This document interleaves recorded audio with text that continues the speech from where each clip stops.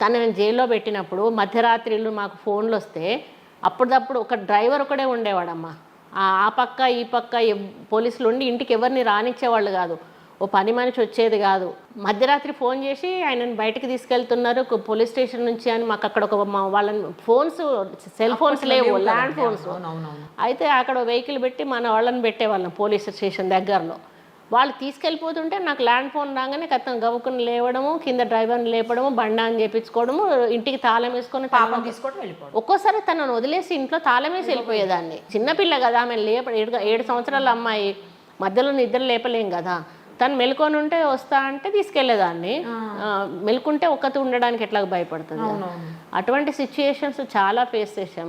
అందుకే తనలో ఒక రాటుతనం అంటే వచ్చింది. ఇప్పుడు తను మాట్లాడినా కూడా అంత స్ట్రాంగ్గా మాట్లాడుతుంటే పబ్లిక్ అదే అడుగుతారు, అసలు మేడం అంతట్లో వచ్చింది, మీరు సార్ ఇద్దరు కలిపి ఒక దాంట్లో వేసి గ్రైండ్ చేస్తే బయటకు వచ్చినట్టు వచ్చింది మీ పాప అంటే. నేను అన్నా అసలు ముందు ఈ మూవీ ప్రమోషన్ ముందు అక్కడ మీడియా సమావేశం పెట్టారు కదా,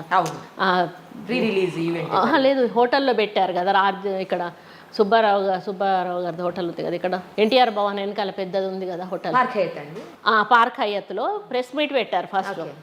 అయితే మా అసిస్టెంట్ డైరెక్టర్ గారు ఆగం అవుతున్నారు, వరంగల్ నుంచి రాలేదు ఇంకా. అరే మీ పాప ఎప్పుడు వస్తుంది, మా పాప అక్క ఎప్పుడు వస్తుంది అంటే ఎందుకు అంత ఆగమవుతుంది, అక్కతో కాసేపు మాట్లాడాలంటే దేని గురించి అని. నేను అక్కడ ప్రెస్ వాళ్ళు క్వశ్చన్స్ ఇస్తారు, ఏ క్వశ్చన్ పడతారు, నువ్వు దానికోసం ఎందుకు భయపడతావు, నేను మరి అక్కకు కొంచెం ఫీడ్బ్యాక్ ఇవ్వాలి కదా అనుకున్నాడు. అంటే నేను అన్నా అస్సలు అవసరం లేదు, అది స్పాంటేనియస్గా వాళ్ళకి ఆన్సర్ చేస్తుంది, నువ్వేం భయపడకు అని చెప్పేశారు.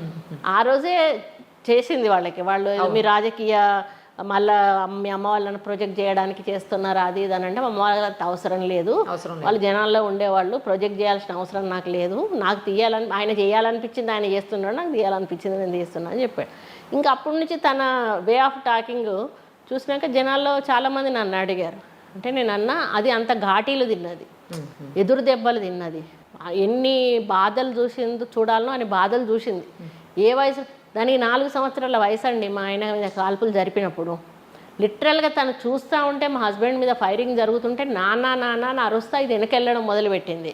కాలు పట్టేసుకుంది, తనని తను రక్షించుకోవాలి, పాపలిర విదిలించుకొని పరిగెత్తడం. తనకు ఒక వే దొరికింది, 4 చౌరస్తాలో కాలుస్తున్నారు, ఒక వే నుంచి వెళ్ళిపోవచ్చు తను.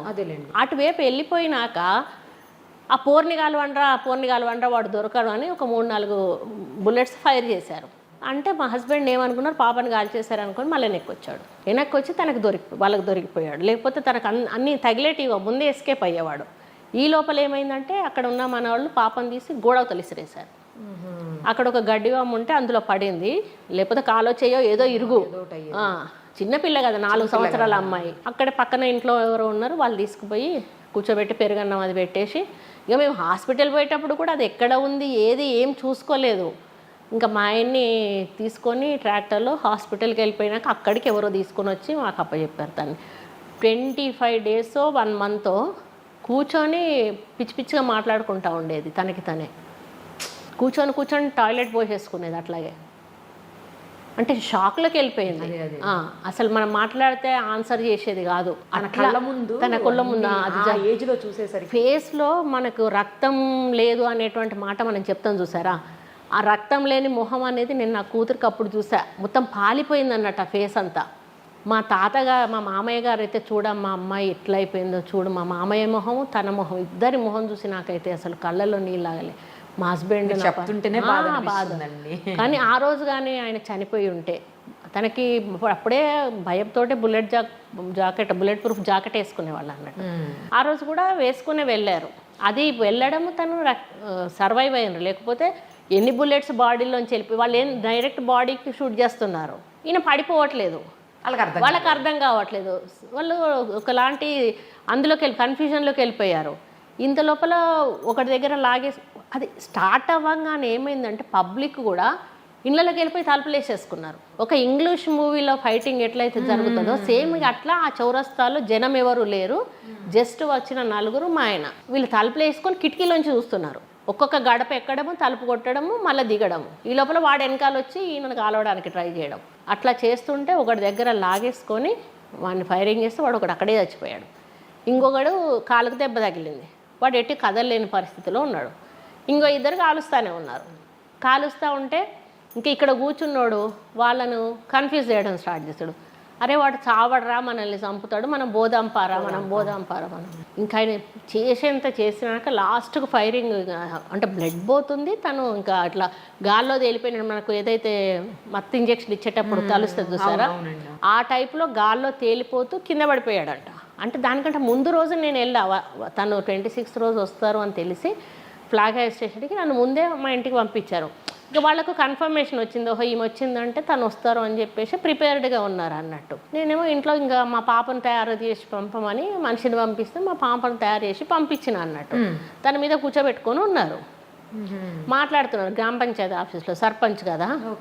అప్పుడే హెడ్ మాస్టర్ వచ్చి పిల్లల్ని ఇట్లా తీసుకొచ్చిన సార్ అది ఇది అని చెప్తా అంటే వాడు వచ్చి ఎదురుగా వచ్చి గన్ పెట్టాడు. వెనక నుంచి పెట్టుంటే తను గుర్తించేవాడు కాదు. పెట్టగానే వెంటనే హెడ్ మాస్టర్ని అడ్డం పెట్టుకున్నాడు అన్నాడు.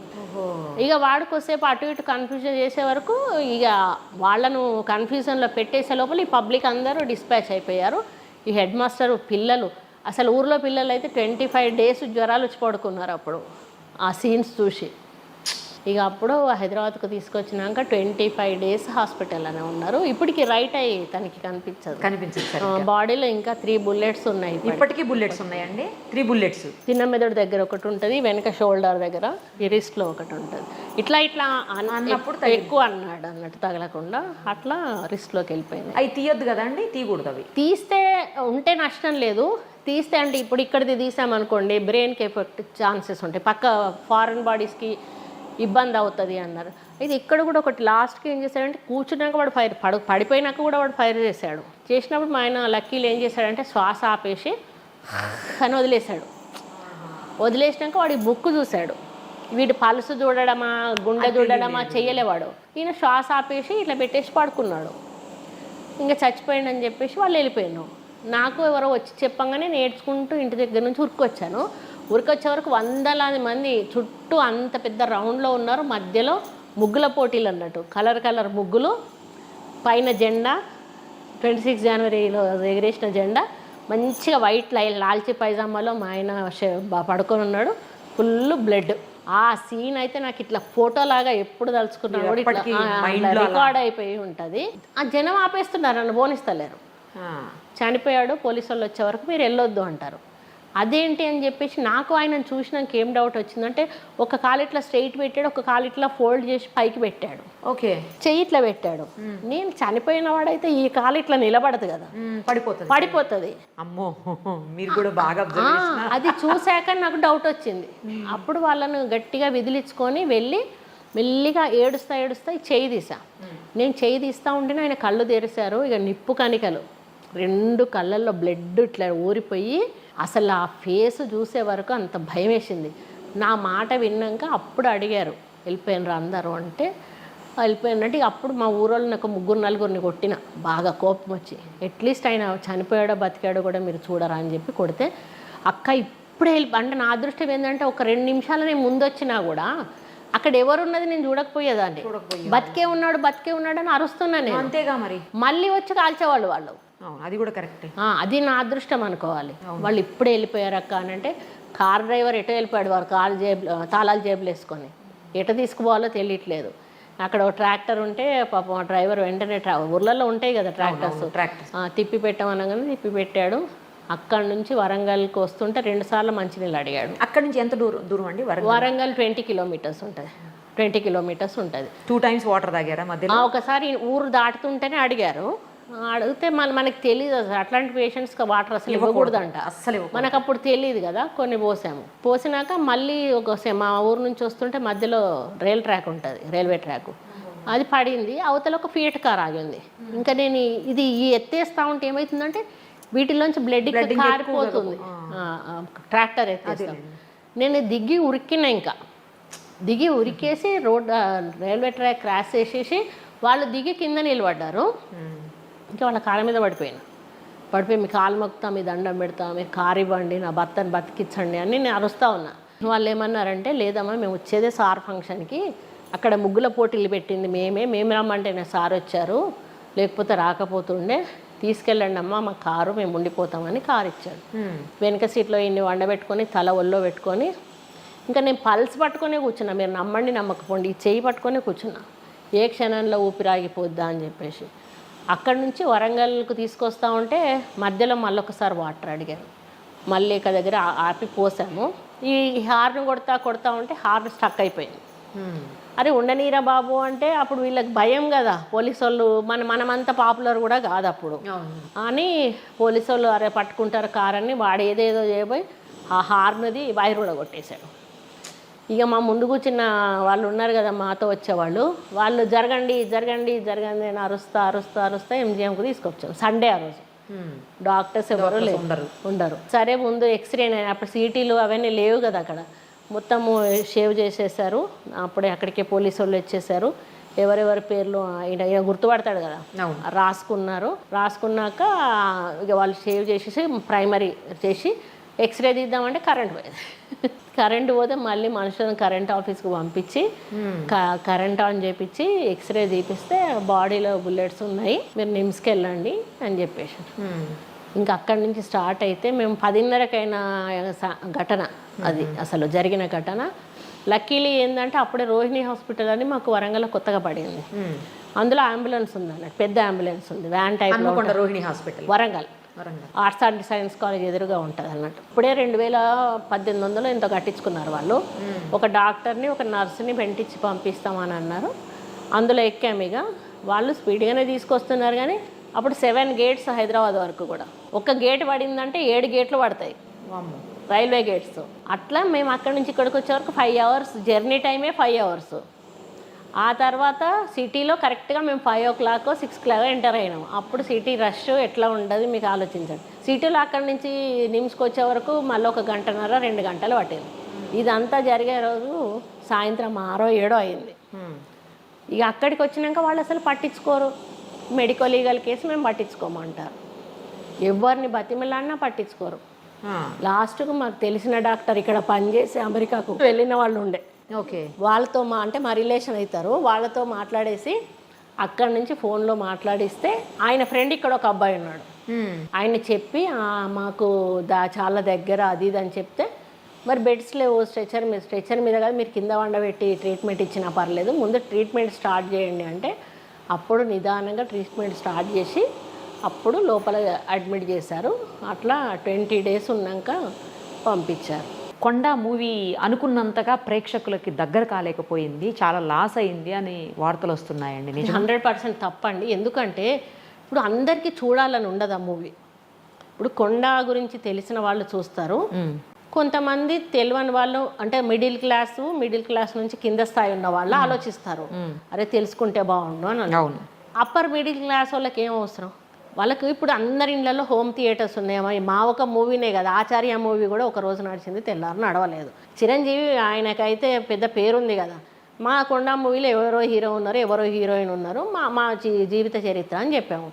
ఇప్పుడున్న పరిస్థితుల్లో థియేటర్స్లో మూవీస్ ఆడట్లేదు. వాళ్ళు ఎప్పుడైనా వారం కాగానే ఓటీటీకి వస్తుంది కదా, అవును, ఓటీటీలో హోమ్ థియేటర్లలో చూసుకుంటామని చాలామంది అట్లుంటారు. ఆఖరికి సెల్లులలో చూసుకుంటున్నారు. దానికి అలవాటు పడ్డారు జనం. పైసలు పెట్టి టికెట్ పెట్టి సినిమాకి పోయి చూసుకోవాల్సిన అవసరం ఏమున్నది అనేటువంటి. కానీ చూడాల్సి అనుకున్న వాళ్ళు ఇప్పుడు ఇక్కడ ప్రసాద్స్లో మాత్రం ఫుల్ నడుస్తుంది. ఓకే, అక్కడ నుంచి మేము రివ్యూస్ చూస్తూనే ఉన్నాం. అందులో బయట వాళ్ళు వేరే వాళ్ళు ఎంటర్టైన్ చేసిన వాళ్ళు నెగిటివ్గా చెప్పినా కూడా కొంతమంది ఎంటర్టైన్ చేసి చెప్పిస్తారు నెగిటివ్గా. జెన్యూన్ పర్సన్స్ మాట్లాడుతున్నా మేము వింటున్నాం. ఓకే, ఒక యువకులు చూడాల్సిన మూవీ ఇది. ప్రశ్నించే తత్వం అనేది వస్తుంది. నక్సలిజం ఉన్నప్పుడు రాజ్యం ఎట్లుంది, నక్సలిజం లేనప్పుడు రాజ్యం ఎట్లుంది, ఏ అవసరం కోసం రాజకీయ అండ అనేది ఉండాలి, అధికారం అనేది ఉండాలి అనేది చెప్పారు. రాజకీయ అధికారంతో మనం మంచి చేయొచ్చు, చెడు చేయొచ్చు, కరెక్ట్. కానీ మేము ఎన్నుకున్న మార్గం మంచి చేయాలి. అది చేయడంలో నిలదీయమని కోరడానికి పెట్టిన సినిమానే ఇది అన్నట్టు. యువత నిలదీయాలి. ఎవరు నిలదీయాలి? ఇప్పుడు ఉద్యోగంలో అన్నప్పుడు యువతే కదా అడగాలి. నువ్వు సెల్ ఫోన్లు పట్టుకొని ఇంట్లో కూర్చొని అమ్మ అన్నం అయిందా, కూర అయిందా, ఇవాళ గీ కూర ఎందుకొని నీకు 30 ఏళ్ళ వయసు వచ్చినాక పెళ్లి చేయాలి, కోడలు వస్తుంది, ఆ పిల్ల బీఈడీనో ఏమో చదువుకొని వస్తుంది, ఆ పిల్ల వంట చేయదు, నువ్వు ఓ వ్యవసాయానికి ఆ పిల్ల పోదు, మీరిద్దరు వాళ్ళు ఇంట్లో కూర్చొని తింటే మీ అమ్మ నాన్న వ్యవసాయానికి పోయి రావాలి, పోయొచ్చి నీకు వండి పెట్టాలి, నీ పిల్లానికి వండి పెట్టాలి, మళ్ళీ నువ్వు అన్న మాటలు పడాలి, రేపు నీ కొడుకో బిడ్డ పుడితే వాణ్ణి కాదాలి. ఇదంతా ఎందుకు? నీ మానన నువ్వు బతకాలి కదా. నువ్వు బతకాలి అంటే నువ్వు నిలదీయడం నేర్చుకోవాలి కదా. రాకపోతే హైదరాబాద్ వచ్చి చూసుకోవాలి ఏదో ఉద్యోగం. నువ్వు తల్లిదండ్రుల మీద ఎందుకు పడి బతకాలి? వాళ్ళు ఎన్ని రోజులు అన్ని రెక్కల కష్టం చేస్తారు. సో అయితే నేను ఫస్ట్ స్టార్టింగ్లో చెప్పాను చూడండి, డేర్ డెవిల్ అని, అది పక్కా వర్తిస్తుంది మీకు. మీరు కనుక అంత డేరింగ్గా డాషింగ్గా స్టెప్ వేయకపోతే ఆయన అంత స్పీడ్గా కాపాడుకోవడం కూడా సాధ్యం కాదు. నేను ఆ టైంలో ఆ పొజిషన్లో చూసినప్పుడు అందరూ కూడా అంత రియాక్ట్ అవ్వలేరు. అదే కదా, వాళ్ళు డిప్రెషన్లోకి వెళ్ళిపోతారు. కానీ ఆయన రక్షించుకోవాలనే ఒకలాంటి బతికున్నాడు అన్నాక నాకు ఆ డేర్నెస్ వచ్చింది. ఫస్ట్ అయితే చనిపోయాడు అనుకున్నా కాబట్టి నేను నిరాశ పడిపోయాను. బ్రతికున్నాడు అన్నాక నాకు అదొకటి వచ్చేసింది అంతే. అమ్మ లేకపోతే నా 4 సంవత్సరాల కూతురు నేను ఈరోజు మేము ఎక్కడ ఉండేవాళ్ళమో ఏమైపోయే వాళ్ళమో అసలు ఎవరికి కూడా తెలిసి ఉండేవాళ్ళది కాదు. కొండా మురళి అనేటోడు ఉండేవాడు కాదు, కొండా సూర్యకు ఉండేది కాదు, ఈరోజు సుస్మితా పటేల్ ఉండేది కాదు, కొండా సినిమా ఈరోజు వచ్చి ఉండేది కాదు. ఈరోజు వచ్చి ఉండేది అంటే నేను ఎప్పుడు అంటే ఆయన మా ఆయనతోటి, మీరు చేసే అంటే దానాలు ధర్మాలే మిమ్మల్ని కాపాడుతున్నాయి ఖచ్చితంగా. అందుకే మీరు కాపాడుతారు. ఇప్పుడు మిమ్మల్ని రౌడీ అంటారు, గూండా అంటారు, మీరు ఎందుకు చేస్తున్నారో మీకు తెలుసు, మాకు తెలుసు. దానివల్ల లబ్ధి పొందిన వాళ్ళకి తెలుసు, వాళ్లకు అట్లా న్యాయం చేస్తున్నారు. ఇంకెవరైనా లేదు అని వచ్చిన వాళ్ళకి మీకు తోచినంత సహాయం, చదువుకోవడానికి డబ్బులు లేవన్న వాడికి చదువుకోవడానికి, లేకపోతే ఇంకేదైనా పెళ్లి చేయడానికి మా దగ్గర డబ్బులు లేవంటే వాళ్ళకి పెళ్ళికి, ఇట్లా మేము వేరే దేశాలకు వెళ్ళినప్పుడు కూడా కొంతమంది గబగబా వచ్చి కాళ్ళ మొక్కేస్తూ ఉంటారు. లేచినాక ఎవరు బాబు అంటే, సార్ నాకు ఆ రోజు ఇంజనీరింగ్ ఫీజు కట్టడానికి డబ్బులు లేకపోతే మీరు నాకు కొన్ని డబ్బులు ఇచ్చారు సార్, ఆ ఫీజుతో నేను ఇంజనీరింగ్ చదువుకొని ఇక్కడ వచ్చి సాఫ్ట్వేర్ జాబ్ చేసుకుంటున్నాను సార్ అన్నప్పుడు ఒకలాంటి గర్వం అనిపిస్తుంది. నేను అదే అంటాను, మనం చేసినవి మనం మర్చిపోతాం కావచ్చు, జనం అయితే మర్చిపోరు. అందుకని మీ మంచితనమే మీకు శ్రీరామ రక్ష అంటాడు. మామూలుగా నేను మా ఆయనకి ఏంటంటే, నా బర్త్డే రోజు మా మ్యారేజ్ రోజు కాలు మొక్కుతాను, పండగల రోజు కొత్త చీర కట్టుకున్నప్పుడు కాలు మొక్కుతాను, దండం పెడతాను కాళ్ళకి. నేను మా 35 సంవత్సరాలు మొన్న 35th యానివర్సరీ చేసుకున్నాను. ఓకే. ఒక సంవత్సరం క్రితమో ఒక 8 నెలల క్రితమో అడిగా. నేను ఎప్పుడు కూడా దండం పెట్టేదాన్ని కానీ ఎప్పుడు అడిగేదాన్ని కాదన్నట్టు, ఏమనుకుంటారు మనసులో అని చెప్పి. ఓకే. ఎందుకు ఆ రోజు ఒకరోజు అడగాలనిపించింది. నేను ఇన్నిసార్లు మొక్కుతాను కదా, అసలు మీరు ఏమనుకుంటారు నా గురించి మొక్కేటప్పుడు అని అంటే, మీ తాలిబొట్టు గట్టిది అనుకుంటాను అని అంటాడు. అంటే నేను అదే అన్న, ఆయనకంత కాన్ఫిడెన్స్ అన్నట్టు, అంటే దాని తాలికి బలం ఉంది కాబట్టి నేను బతుకుతున్నా అనేటువంటి ఒక అంటారు కూడా. అదే చాలా మంది బ్రాహ్మిన్స్ అట్లాంటి వాళ్ళు కూడా చాలా మంది భార్య జాతకం మీద కూడా భర్త ఆయుష్ ఆధారపడి ఉంటుంది అని కూడా అంటారు. నేను రెండు అంట, నాది ప్లస్ ఆయన పుణ్యాలు కూడా, ఆయన దాన ధర్మాలు కూడా అని నేనైతే నమ్ముతాను. ఏం కాదండి, మీరిద్దరూ నిండు నూరేళ్ళు హ్యాపీగా ఉంటామండి. ఖచ్చితంగా ఉండాలి కూడా. మనవాడు రావాలి నుంచి, మనవాడు వచ్చాలి, మనవాడిని చూడాలి. ముందు మా మనవరాలు పెళ్లి చేసే వరకు బ్రతకాలి మేము. అంటే సుస్మిత పెళ్లి అనేది ఈ రోజు వరకు తెలంగాణలో ఎవరు చేయలేదండి. 1,00,000 మంది వచ్చారు ఆ రోజు పెళ్లికి. రాజశేఖర రెడ్డి గారు వచ్చారు. 8-9 ఎకరాల్లో మొత్తం మనము పందిరేసేసి ఓపెన్ ల్యాండ్ లో వరంగల్లో, లేకపోతే సరిపోరు కదా, వరంగల్లో అంత పెద్ద ఫంక్షన్ హాల్స్ ఉండవు కదా, 450 గొర్రెలు కోసాం మేము. అబ్బా అబ్బా అబ్బా అబ్బా. కోస్తే పక్కన ట్రైన్ ట్రాక్ ఉంటుంది మా వంచనీరు పక్కన, అవి ట్రైన్ ట్రాక్ లాక్కొని ట్రైన్స్ నుంచి వచ్చి 2-3 ట్రైన్స్ వాళ్ళు కూడా జనాలు దిగి తినిపోయారు. మేము అంత అయిపోయినాక ఎత్తుకుంటే అక్కడ కూడా గిన్నెలు దొరికినాయి మాకు, అక్కడ వరకు పట్టుకెళ్ళి తినేశారు. ఇప్పటికీ పాప పెళ్లి గురించి హైదరాబాద్లో తను షాపింగ్ చేస్తూ ఉంటుంది కదా, చాలా మంది అక్కడ నుంచి వచ్చి ఇక్కడ పనులు చేసే వాళ్ళు ఉంటారు కదా వరంగల్ వాళ్ళు, చూడంగానే మేడం మీరు సుస్మిత మేడం కదా అంటే, ఇప్పుడంటే అందరు గుర్తుపెడతారు, అంతకు ముందు గుర్తుపట్టకపోయేది కదా. అవును అని అంటే, మేడం ఏం పెళ్ళి మేడం మీ పెళ్ళి, అసలు మీ పెళ్ళికి వచ్చి మేము చూసి ఎంత హ్యాపీ. అయితే తిరిగి చూసే వరకు డెకరేషన్ చేసిన ఒక్క చెట్టు లేదు, ఒక్క పువ్వు లేదు. ఏమయ్యాయి? అన్ని భుజాల మీద పెట్టేసుకొని వెళ్ళిపోతున్నారు. తీసుకుపోయి ఒకడేమో బకెట్ పట్టుకుపోతున్నాడు, ఒకడేమో మగ్గు పట్టుకుపోతున్నాడు. అయ్యేం చేసుకుంటారా బాబు అని నేను అడిగితే, మేము కొండా సురేఖ మేడం, కొండా మురళి సార్ బిడ్డ పెళ్లికి వచ్చినాను, మాకు గుర్తుండదు కావచ్చు. ఓకే. మొత్తం ఖాళీ చేసేసారు డెకరేషన్. వాళ్ళకి డబ్బులుగా కట్టడానికి మాకు మస్తు పైసలు అయినాయి.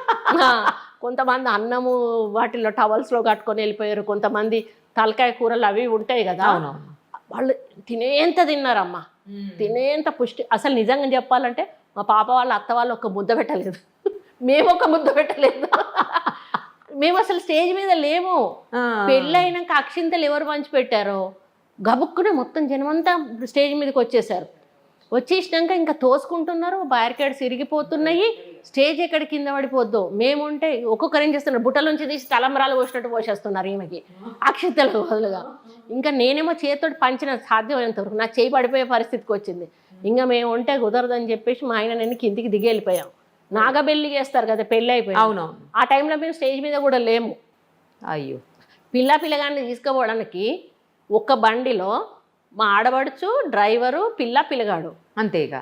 డప్పు చప్పులు పోయే పరిస్థితి లేదు, మొత్తం రోడ్డు జామ్ అయిపోయినాయి. ఈమె బయటికి వెళ్ళి ఇంటికి వెళ్ళే వరకు ఇంటి దగ్గర ఎవరు లేరు. ఇంటికి ఒక చాకలైన కాపలా పెట్టేసి వచ్చాము. ఇక మా ఆడబిడ్డ వాళ్ళని కూర్చోబెట్టి నేను ఇప్పుడే వస్తాను పైకి వెళ్ళేసి దేవుడి ఇంట్లో మళ్ళీ ఆ మంగళారతి ముట్టించుకొని కిందికి వచ్చి ఆ ఎర్ర నీళ్ళు తీసుకొని వచ్చి ఆ చాకలాయన ఉంటాడు కదా, అరే బాబు మిత్తి తిప్పరన్న అంతో చెప్పి నా డప్పు చప్పులు లేవు, వాయిద్యాలు లేవు, ఇంట్లోకి తీసుకొచ్చేసింది ఆ పిల్లగాన్ని. మరి తీసుకుపోయి రూమ్లో కూర్చోబెట్టేసింది. ఇంకా మా అల్లుడేమో వాళ్ళ అమ్మ వాళ్ళకి ఫోన్ చేసి ఈ కొత్తగా తినకు బాబు, అవును అమ్మ రాండే, అమ్మ నాకు ఎట్లా ఉండదు వాళ్ళేమో ఊరుకోరా మాకు ఆకలైతే మేము వండుకుంటున్నాం తిన్నాక వస్తామని వాళ్ళు అంటారు. ఆ రోజు వరంగల్లో హోటళ్ళన్నీ ఫుల్లు, అసలు వాళ్ళకి మామూలు గిరాకీ కాదు. ఇంకెవరైనా వేరే రిలేషన్ ఉన్నోళ్ళు మేము వస్తాను వండి పెట్టండి అని వీళ్ళు వరకు వండి పెట్టించుకొని తిన్నారు అన్నట్టు. ఆఖరికి ఒక అన్ని దేకీసలు, ఒక్కొక్క వంట వండిన దేకీసలన్నీ ఒక వ్యాన్లో ట్రాలీలో పెట్టించుకొని సాయంత్రం 6-6:30 ఏమో మా ఇంటికి తెప్పించి పెట్టాము. ఆ భోజనం వాళ్ళు రాత్రి తిన్నారు పాపము. మా అల్లుడు ఏం తిన్నాడంటే, ఇంట్లో ఇప్పుడు మీరు చూసారు కదా కుక్కలు ఉంటాయి కదా, పామేరియా అని ఉండేది అప్పుడు. మేము వెళ్ళిపోతున్నాం కదా, దానికి అన్నం పెట్టాలి కదా. అంటే మామూలుగా జనాలు వేరే వంట వండుతారు కుక్కలకి, మేమేమో మనం వండిన అన్నంలోదే తీసి దానికి పెడతాం అన్నట్టు. అదే బియ్యం కొంచెం గ్లాసులన్నీ పెట్టి ఉన్నది, పిల్లోడికి పెరగటం తినిపించాలి కదా. మాట్లాడ అన్నం కలిపి పెడితే ఇప్పటికీ మా అల్లుడు అంటాడట కదా, నాకు కుక్కలకు వండిన అన్నం తినిపిస్తా. చిట్టి ఫస్ట్ మీ ఇంటికి వచ్చినప్పుడు నాకు కుక్కలకు వండిన అన్నం పెడతా, నేను జీవితంలో మర్చిపోను, మిమ్మల్ని క్షమించను అని అంటాడు. ఇంకా మాకేం భయం వేస్తుంది, అప్పగింతల టైం అవుతుంది, వీళ్ళు వస్తలేరు, నాకేమో తిండి పెట్టలేదని భయంతో ఆ బాలిగి వీళ్ళు వస్తలేమో అని నేను టెన్షన్ పడతా ఉన్నా. అయితే ఆఖరికి పిలవంగా మెల్లగా వచ్చారు వీళ్ళు. ఇంకా వచ్చినాక ఇక్కడ ఒక సీన్ క్రియేషన్, మా ఆయనకి అప్పగింతలు పెట్టంటే బెడ్రూమ్లో పెడితే వాళ్ళు పెట్టుకున్నాడు, ఇక బయటకు వస్తలేడు. అమ్మాయి వెళ్ళిపోతుంది, అమ్మాయిని పంప అంటాడు. అదే వెళ్ళిపోతాను. అసలు అంతగా ముందు పెళ్లి చూపులు అంటే ఏం చేశాడు, నేను చూపించాను నా బిడ్డను, ఎవరి మీదంటే నేను కూర్చోబెట్టాను అంటాడా. అరే పెళ్లి చూపు చూడకుండా అబ్బాయిని అనుకున్నాం, ఓకే అనుకున్నాం, వాళ్ళిద్దరైతే చూసుకోవాలి కదా. నేను చూపించాను, చేసుకున్నాడు లేకపోతే లేదంటాడు. ఆఖరికి మేము బుద్ధిగారిచ్చి ఏదో ఒక మార్గంలో వాళ్ళిద్దరు చూసుకునేటట్టు చెయ్యండి అంటే ఏం చేసిండంటే, ఇదొక వింత, ఇట్లాంటి పెళ్లి చూపులు ఎవరికి ఉండవు. తునిలో ఒక ఆశ్రమం ఉంటుంది స్వామి గారిది, ఇది శృంగేరి మఠానికి సంబంధించిన స్వామి గారిది, శృంగేరి సరస్వతి ఆయనలో ఒక పీఠాధిపతులలో ఒకరు అన్నాడు. ఆయన మనకు గురువు అన్నాడు. అక్కడ అన్నవరం ఉంటది కదా. అయితే మా దరిద్రం ఏంటంటే, అంతకుముందు అన్నవరం ఎందుకో మేము పోయినప్పుడు అనుకోకుండా మేము దర్శనం, మా పాప నేను మా ఆయన దర్శనం చేసుకున్నాం. సత్యం అనేది ఎట్లుంటుంది అనేది మీకు ఇక్కడ తెలుస్తుంది. మేము వెళ్ళినాక ఏం చేసిండంటే పూజ అదంతా చేసేసి ఏంటి ఏమంటారు కదా, శీఘ్రమేవా వివాహ ప్రాప్తిరస్తు అని అన్నారు. శీఘ్రమేవా వివాహ ప్రాప్తిరస్తు అని పాపంది. నేను వాళ్ళని పిచ్చోళ్ళలాగా చూసినాను. దానికి 18 ఏళ్ళు ఉన్నాయి, మాకు పెళ్ళి ఆలోచన లేదు, ఏం లేదు. వీళ్ళేమో అల్లుడు అంటారు, ఇది జరిగే పనేనా అనుకున్నాం. 6 months తిరగలేదండి అసలు అనుకోకుండా ఈ సంబంధం కలిసిపోయింది. మళ్ళీ పెళ్లి చూపులు అక్కడే అరేంజ్ చేశాడు మా ఆయన అన్నవరంలో. ఏంటంటే మేము పోయి ఒక హోటల్లో ఉన్నాము, వీళ్ళకు 2 vehicles అరేంజ్ చేసాము, వీళ్ళని కూడా అక్కడికి రమ్మన్నాము. మా రూమ్స్లో మేమున్నాము, వాళ్ళ రూమ్స్ వాళ్ళు ఉన్నారు, వాళ్ళ పోయిన వాళ్ళు చేసిన కింద హోటల్కి వెళ్ళి తినడమే కదా. పొద్దున మేము వెళ్ళి స్వామి గారి దగ్గర కూర్చున్నాక లోపల స్వామి గారి రూమ్లో ఒక చాప వేసాడు, అటొక చాప ఇటొక చాప. అవును, అట్లే కూర్చోబెట్టాలి. ఏదో వేస్తారు కదా జంపకానాలు. అవును. మేము కూర్చున్నాక మళ్ళీ ఫోన్ చేస్తే పిల్లగాని వాళ్ళు వచ్చి వాళ్ళు కూడా అందులో కూర్చున్నారు.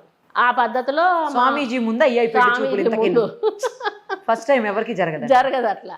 ఇక అప్పుడు వీళ్ళు ఇక ఇద్దరు స్వీట్లు పంచుకుంటున్నారు. వీళ్ళని అడిగింది లేదు, పెట్టింది లేదు. మా పాప అంటది, అట్లీస్ట్ మమ్మల్ని నచ్చిందని మీరు అడగలేదు, పంచుకున్నాక ఇక ఏం చేస్తారు, వీళ్ళిద్దరు బయటకు వచ్చారు. ఇక మాట్లాడుకోవాలి కదా. అదే కదా. ఇక వచ్చినప్పుడు మా పాప ఫస్ట్ ఆయన ఒక 3 క్వశ్చన్స్ వేసిందంట.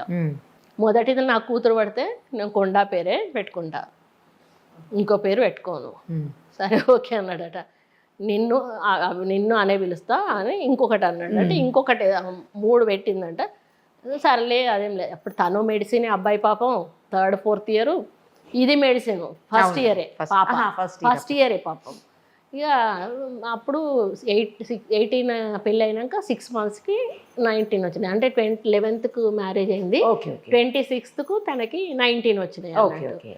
ఇక అట్లా వాళ్ళది ఆ పెళ్ళి అనేది ఒక మరపురాని ఘటన. మళ్ళీ అది మరిపించాలి అంటే మళ్ళీ మనవరాలి పెళ్ళే మరిపించాలి. నీ మనవరాలదే అదే ప్లేస్ లో వాళ్ళ అమ్మని మించిన పెళ్లి చేసి. ఆయన ఇప్పుడు డాక్టరేనండి, అంటే రేడియాలజిస్ట్ వర్కింగ్. ఇక్కడ ముందు కుకట్పల్లిలో ఉండేది. ఇక్కడ మనకు అట్మాస్ఫియర్ నచ్చలేదు, మళ్ళీ ఆయన టెన్షన్ ఎక్కువ తీసుకుంటా ఉండే. అందుకని వద్దులే అని మానేసాము. అసలు ఫస్ట్ వరంగల్లోనే పెట్టే ఆలోచన ఉండే, కానీ తనకు హైదరాబాద్లో పెట్టాలన్న ఇష్టంగా ఉంటే ఇక్కడ పెట్టాము.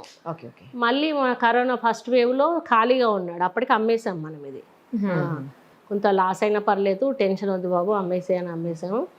అప్పుడు ఆ కరోనా టైంలో మనం సిటీలో అవి తీస్తున్నప్పుడు ఆయన మళ్ళీ ఫీల్ అవ్వడం స్టార్ట్ అయ్యాడు, అయ్యో అది అనవసరంగా తీసేసుకున్నాను, అరే నీ ఫీలింగ్ ఎందుకు ఓడగొట్టాలి అని చెప్పేసి ఆయనకు మళ్ళీ మా ఆయన ఇష్టంగా ఎక్కడ మొదలు పెట్టాలనుకున్నాడో సెంటరు, మనకు లాడ్జ్ ఉంటుంది అటంటే ఆ లాడ్జ్లోనే పెట్టేశాడు. ఇప్పుడు మంచి, అంటే వాళ్ళ నాన్న కూడా A1 సర్జన్, మొత్తం డాక్టర్స్ ఫ్యామిలీ. అంటే వాళ్ళ పెద్దన్నయ్య అక్కడ ఉంటాడు, 2 అబ్బాయిలు యుఎస్లో ఉంటాడు. ఇక ఆయన ద్వారా మొత్తం ఆయనకు మంచి పేరు ఉంది డాక్టర్స్లో. ఇంకా దాదాపు ఇక అందరు ఇక్కడికే పంపిస్తారు కాబట్టి తొందరగా క్లిక్ అయిపోయింది. చాలా బిజీ అక్కడ వరంగల్లోనే. పాప కూడా వాళ్ళ అత్త వాళ్ళ ఇంట్లో ఉంటుంది. ఇక ఆమె అయితే ఇక చెప్పింది కదా, అత్తగారి తల్లిగారి కంటే ఎక్కువ చూసుకుంటుంది ఆమె వాళ్ళ అత్త. ఇప్పటికి ముద్దలు పెట్టి తినిపిస్తుంది. ఇద్దరు ఒక దాంట్లో పల్లెంలో పెట్టేసుకొని తింటారు. గ్రేట్ అసలు. వాళ్ళని చూస్తే మనకు జెలస్ అనిపిస్తుంది నిజంగా కూడా. అట్లా ఉంటారు. బిడ్డ అని ఇద్దరు. మామయ్య కూడా, వాళ్ళ మామయ్య కూడా బేటా మించి దిగడు, చాలా బాగా. ఏదన్నా ఉంటే కూడా దీన్ని డిస్కషన్ చేసి, ఇప్పుడు మొన్న వాళ్ళ బావగారి కూతురికి శారీ వేరింగ్ ఫంక్షన్ అయింది, కంప్లీట్గా ఇది ఆర్గనైజ్ చేసింది. యుఎస్ నుంచి వచ్చి వాళ్ళు వేసుకొని అట్లా వచ్చి ఇట్లా వెళ్ళిపోయారు. అదే అంటారు, అసలు మాకు చేసినవన్న ఫీలింగ్ కూడా మాకు ఇబ్బంది కూడా కలగలేదు. చూసుకుంటే ఇంకేముంటుంది. బయట కొండ శ్రేష్ఠ అని అందుకే ఉందా అండి మనమరాల పేరు? అదే కొండ శ్రేష్ఠ పటేల్. అవును, మనమరాల పేరు. మా అత్తమ్మ పేరు పెట్టుకున్నారు. అంటే పిలవడం ఇంట్లో చెన్న అని పిలుస్తారు. మా అత్తమ్మ పేరు చెన్నమ్మ. అయితే చెన్న అని పుట్టినప్పటి నుంచి అట్లా పెట్టుకుని. ఏం చదువుతుందండి పాప? తను ఇప్పుడు 5th క్లాస్కి వచ్చింది. ఇప్పుడు 11 years కంప్లీట్ అయిపోతున్నాయి. 11th year శారీ ఫంక్షన్ ఉంది. చేశారా? చేయాలి. November 21st బర్త్డే రోజే చేస్తే అయిపోతుందని చూస్తున్నాము. ఇక రావాలి మీరు కూడా అప్పుడు. తప్పకుండా అండి, డెఫినెట్గా వస్తా. ఆ చెన్న అని పిలుస్తాండే చిన్నప్పుడు. నాకేమో ఈ తనని మురళి అని పిలిపియాలని ఉండే. అంత చిన్నప్పుడు మాట తిరగదు కదా. అయితే మేము ఎట్లెక్కుతా ఉంటే తన ఫోటో ఒకటి పెద్దది ఉంటుంది అన్నట్టు. ఒకసారి ఎత్తుకొని పోకుంటూ కన్నమ్మ, నేను కన్నమ్మ అని పిలుస్తానని, ఎవరు కన్నమ్మ అంటే చెన్న అనేది. ఇంకా దానికి ఏంటంటే తనని చెన్న అని పిలుస్తున్నాడు కదా, చెన్న అనేది. ఇంకా అప్పటి నుంచి ఇద్దరు కూడా చెన్న అని పిలుచుకుంటారు ఒకరినొకరు. చూసే వాళ్ళకి నవ్వు వస్తుంది, అదేంటి ఈయన అదే పిలుస్తున్నాడు ఆమె అదే పిలుస్తున్నది అని అంటున్నారు. మా అత్తమ్మ పేరు పెట్టినందుకు 100కు 200% ఆమె క్యారెక్టర్ అట్లా దింపేసింది. ఇంకా అంతేనా? అమ్మో, అసలు ఆ కమాండింగ్, అసలు మొత్తం మెంటాలిటీ నరాన్ని అసలు ఆమె ప్రతి అడుగులో కనిపిస్తుంది. ఎక్కడ తేడా రానియదు. అక్కడే చదువుకుంటుందండి? లేదు, ఇక్కడ ఓక్రిడ్జ్ అమ్మ. మళ్ళీ ఇప్పుడు 2 ఏళ్ళ నుంచి ఆన్లైనే కదా. ఇప్పుడు స్టార్ట్ అయినాయి కదా. అదే ఇప్పుడు స్టార్ట్ అయినాయి. ఇప్పుడు 8th నుంచి 7th నుంచి ఏమో వాళ్ళ స్కూల్ ఉంది, వచ్చేస్తుంది. ఇప్పుడు నేనుండుడా నా కూతురు ఉండడా, ఇది ఒక కన్ఫ్యూజన్. ఎందుకంటే రాజకీయాల్లో నేను తిరగాలి. ఇప్పుడు హస్బెండ్ వదిలేసి ఇక్కడ రావాలి, ఆయన అక్కడ ఉండాలి. ఆయన ఒక రోజు ఉండకపోతే కుదరదు. పనివాళ్ళదిగా ఆమెకి వీళ్ళు ఉండాలని ఏం లేదు, మనం కనిపెట్టుకొని ఉండాలని ఉండడమే.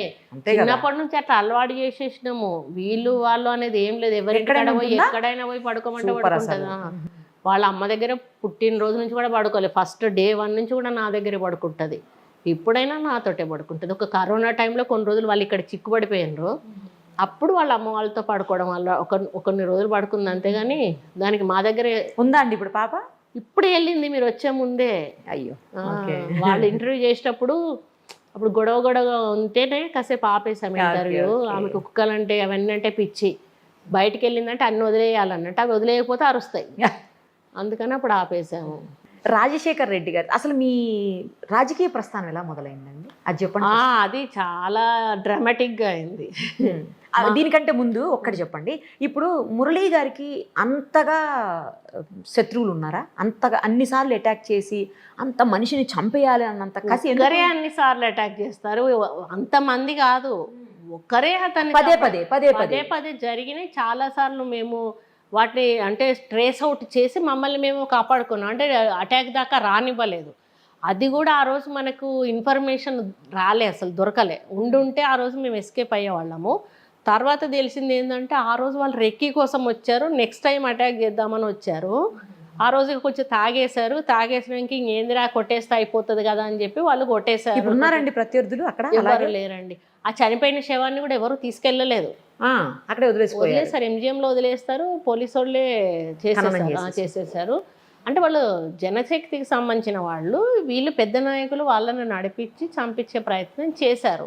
ఓహో, ఇప్పటికీ వాళ్ళ వెనకాల పెద్దల హస్తమే ఉంది, వాళ్ళ హస్తం కాదు. అది అంత ప్రత్యర్థులుగా అంత శత్రువులుగా ఎందుకు మారారండి అసలు? అంటే ఇప్పుడు వంచనగిరి అని పక్కన షాయంపేట అండి, మా 2 గ్రామాలు.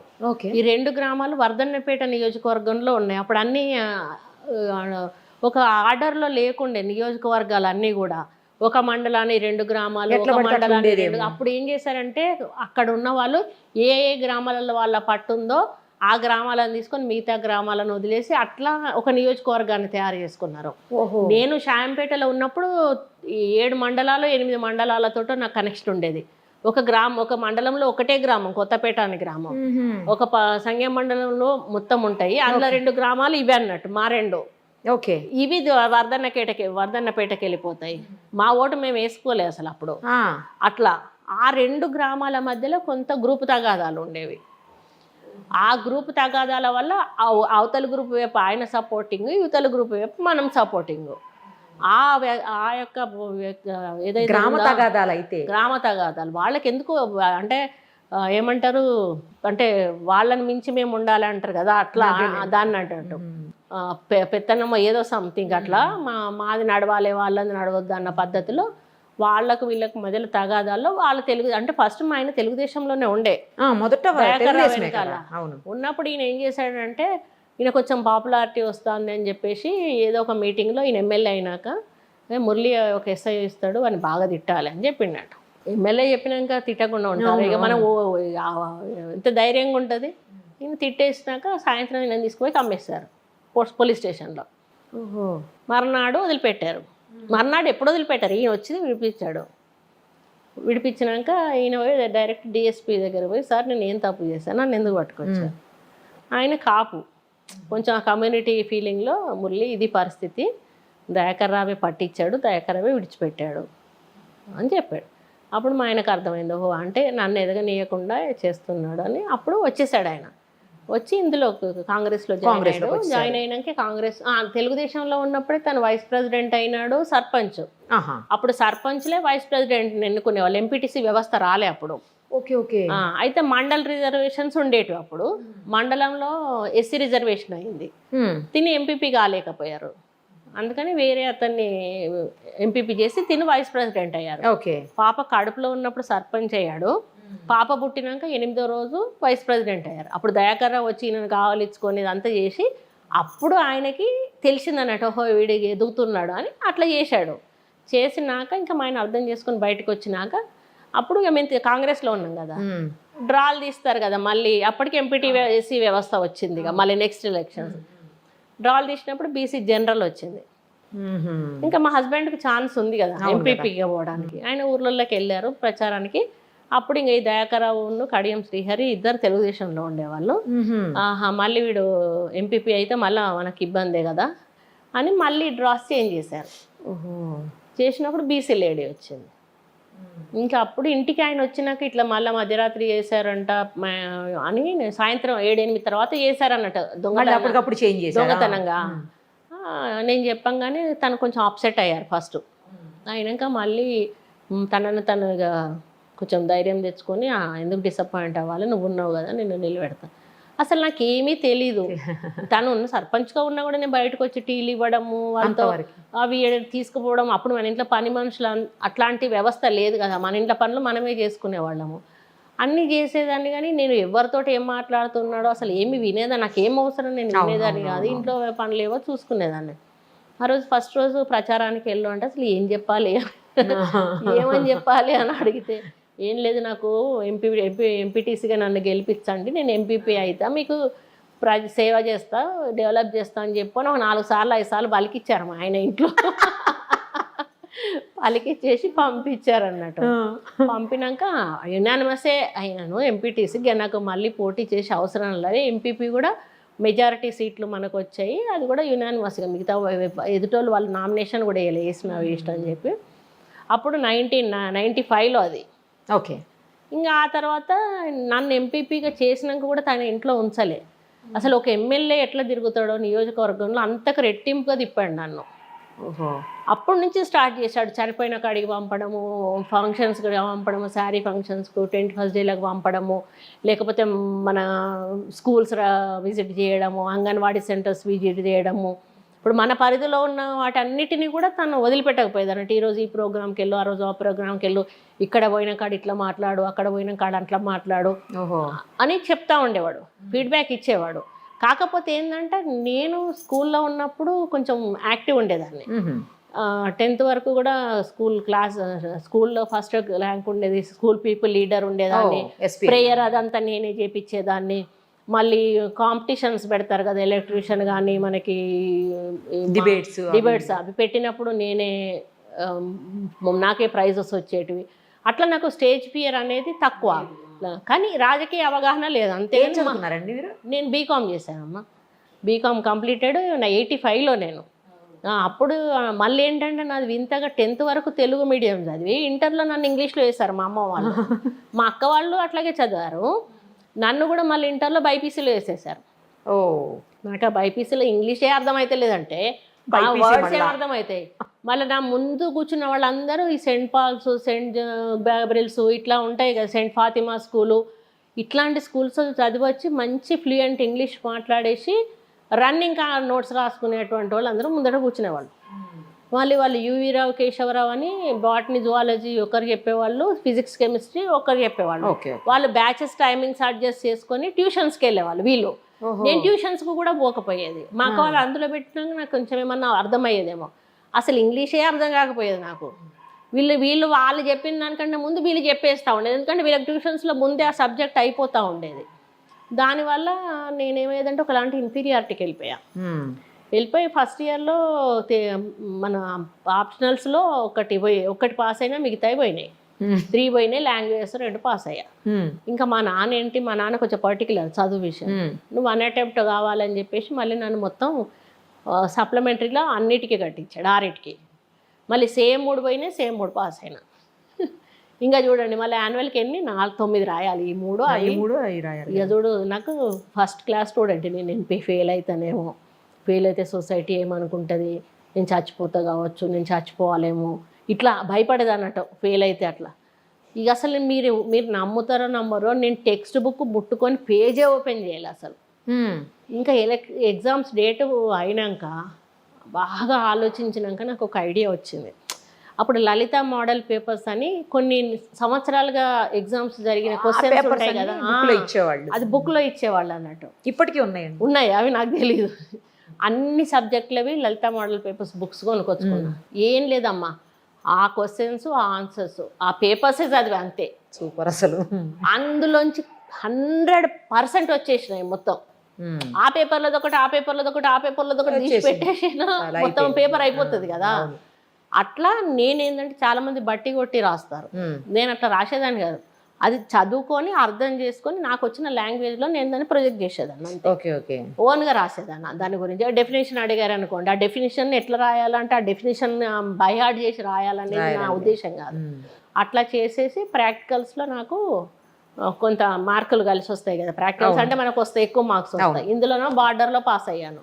దాంతో కలిపి సెకండ్ క్లాస్లో వచ్చినాక ఇంకా మా నాన్నకు మా అక్కలకు దండం పెట్టి, నేను బీకామ్ చదువుతా, నాకు ఆర్ట్స్ వద్దు, నీ సైన్స్ వద్దు, బీకామ్ పాడే అందులో లేదు.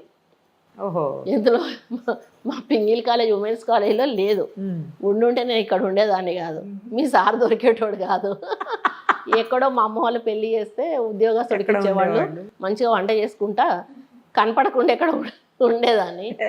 అప్పుడు ఏంటంటే మా అన్న ఇందులో చేస్తాడు, ఎల్బీలో చదువుతున్నాడు, ఆల్రెడీ స్టూడెంట్ ఆయన, అందులో బీకామ్ ఉంది. అన్నయ్య నేను బీకామ్ చేస్తా అంటే, అదేంటంటే మనకు కొంతమంది అడ్మిషన్స్ వచ్చినాక వేరే కాలేజీలలో వచ్చినాక ఇంట్లో మానేసి వెళ్తే కొన్ని మిగిలిపోయిన వాటికి ఆక్షన్ లిస్ట్ అని పెడతారు కదా. 1 డేలోనే అప్పుడు వచ్చిన వాళ్ళని అప్పుడప్పుడే జాయిన్ చేసుకుంటారు అన్నట్టు ఖాళీ సీట్లలో. అట్లా ఆక్షన్ లిస్ట్ లో మా అన్నయ్య నన్ను రికమెండ్ చేసి అందులో పెట్టించాడు. అట్లా బీకామ్ లో జాయిన్ అయ్యారు. మా సార్ ఏమో ఫ్రీ సీనియర్ ఉన్నాడు అక్కడ పరిచయం. నేను సెకండ్ ఇయర్ లోకి వెళ్ళినా, తను థర్డ్ ఇయర్ లోకి వచ్చినప్పటి నుంచి స్టార్ట్ అయింది. ఎవరు ప్రేమించారు, ఎవరు ప్రేమించాల్సి వచ్చింది? ఆయన ప్రేమించడం కాదు, పెళ్లి చేసుకోవడమే. డైరెక్టే. నా వెనకాల తిరుగుతూ ఉండేవాళ్ళు గ్రూప్ అంతా. మాదంతా ఒక పెద్ద గ్రూపు. ఆ వాళ్ళ గ్రూప్లో ఎవరెవరి కోసం తిరుగుతాను అనేది మాకు అర్థం కాకపోయేది. కానీ వాళ్ళ గ్రూప్లో ఈయన ఒక లీడర్ అనేది మాత్రం అర్థమైంది. ఎందుకంటే ఈయన ఎస్డీలో స్టైల్కి వచ్చేసి ఇవాళ వేసిన షర్ట్ రేపు ఉండకపోయింది, ఈయన వేసుకున్న షర్ట్ పక్కన మీద ఉండేది తెల్లారి. వాళ్ళ ఫ్రెండ్ వేసుకునేవాడు. వాడు కరోనా షాప్ అని ఒకటి ఉంటుంది, ఆ షాపు ఇంకొక టైలరు. వాడి ఇంట్లో నుంచి తీసుకోవాలా, టైలర్ కుట్టాలి. ఇంకా టైలర్ పేరు ఏదో ఉంది, గేలా టైలరు. వాడు కుట్టాలి, ఈయనకి ఇయ్యాలి, ఈయన వేసుకోవాలి. అంతే. రోజు ఒక షర్ట్ వేసుకునేవాడు అప్పట్లోనే.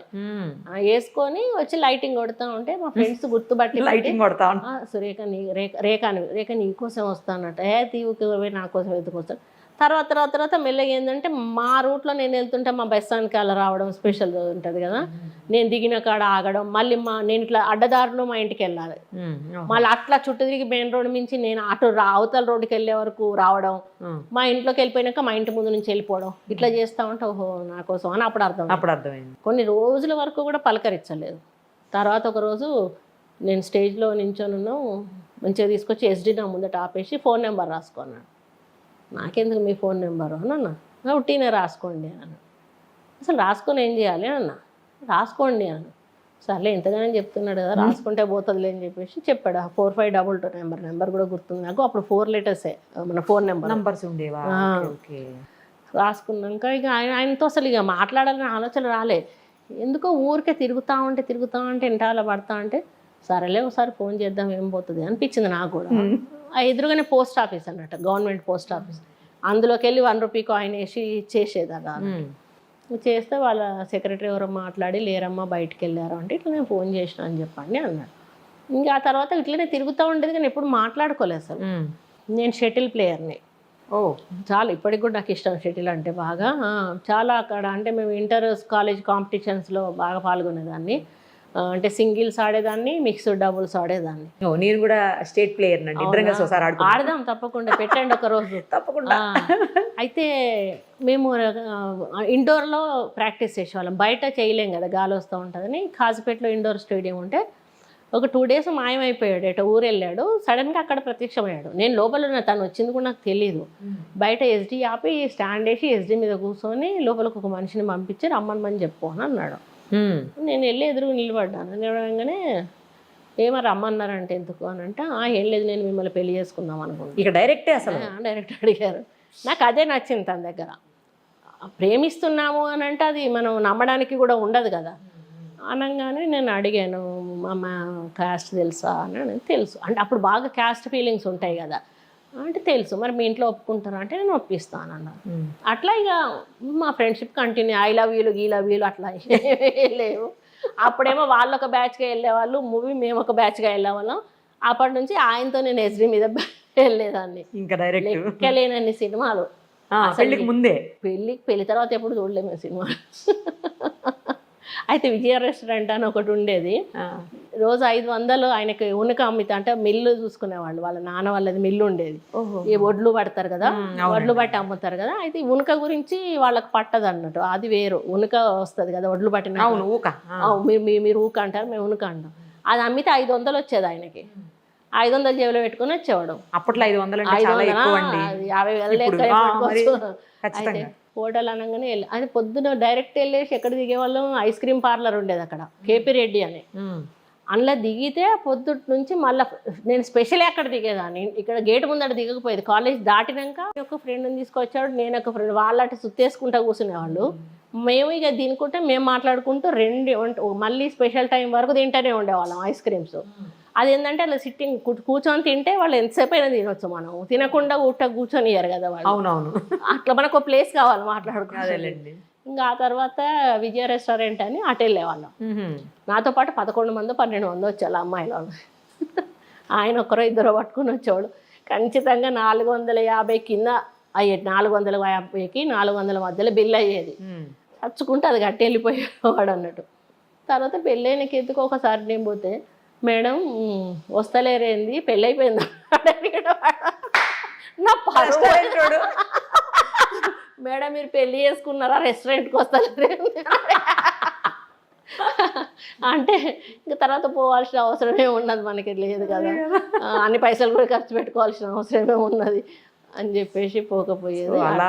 అట్లా మా లైఫ్ జీవితంలోకి ఒకరి జీవితంలో హ్యాపీగా వచ్చాము. కానీ పాలిటిక్స్ వైపు తను పోవడము మా లైఫ్ ఇక్కడికి టర్న్ అయింది. మీది చాలా విచిత్రంగా జరిగిందని ఇందాక చెప్పారు, కొన్ని అనుకోని పరిస్థితుల్లో మీరు రాజకీయాల్లోకి వచ్చానని.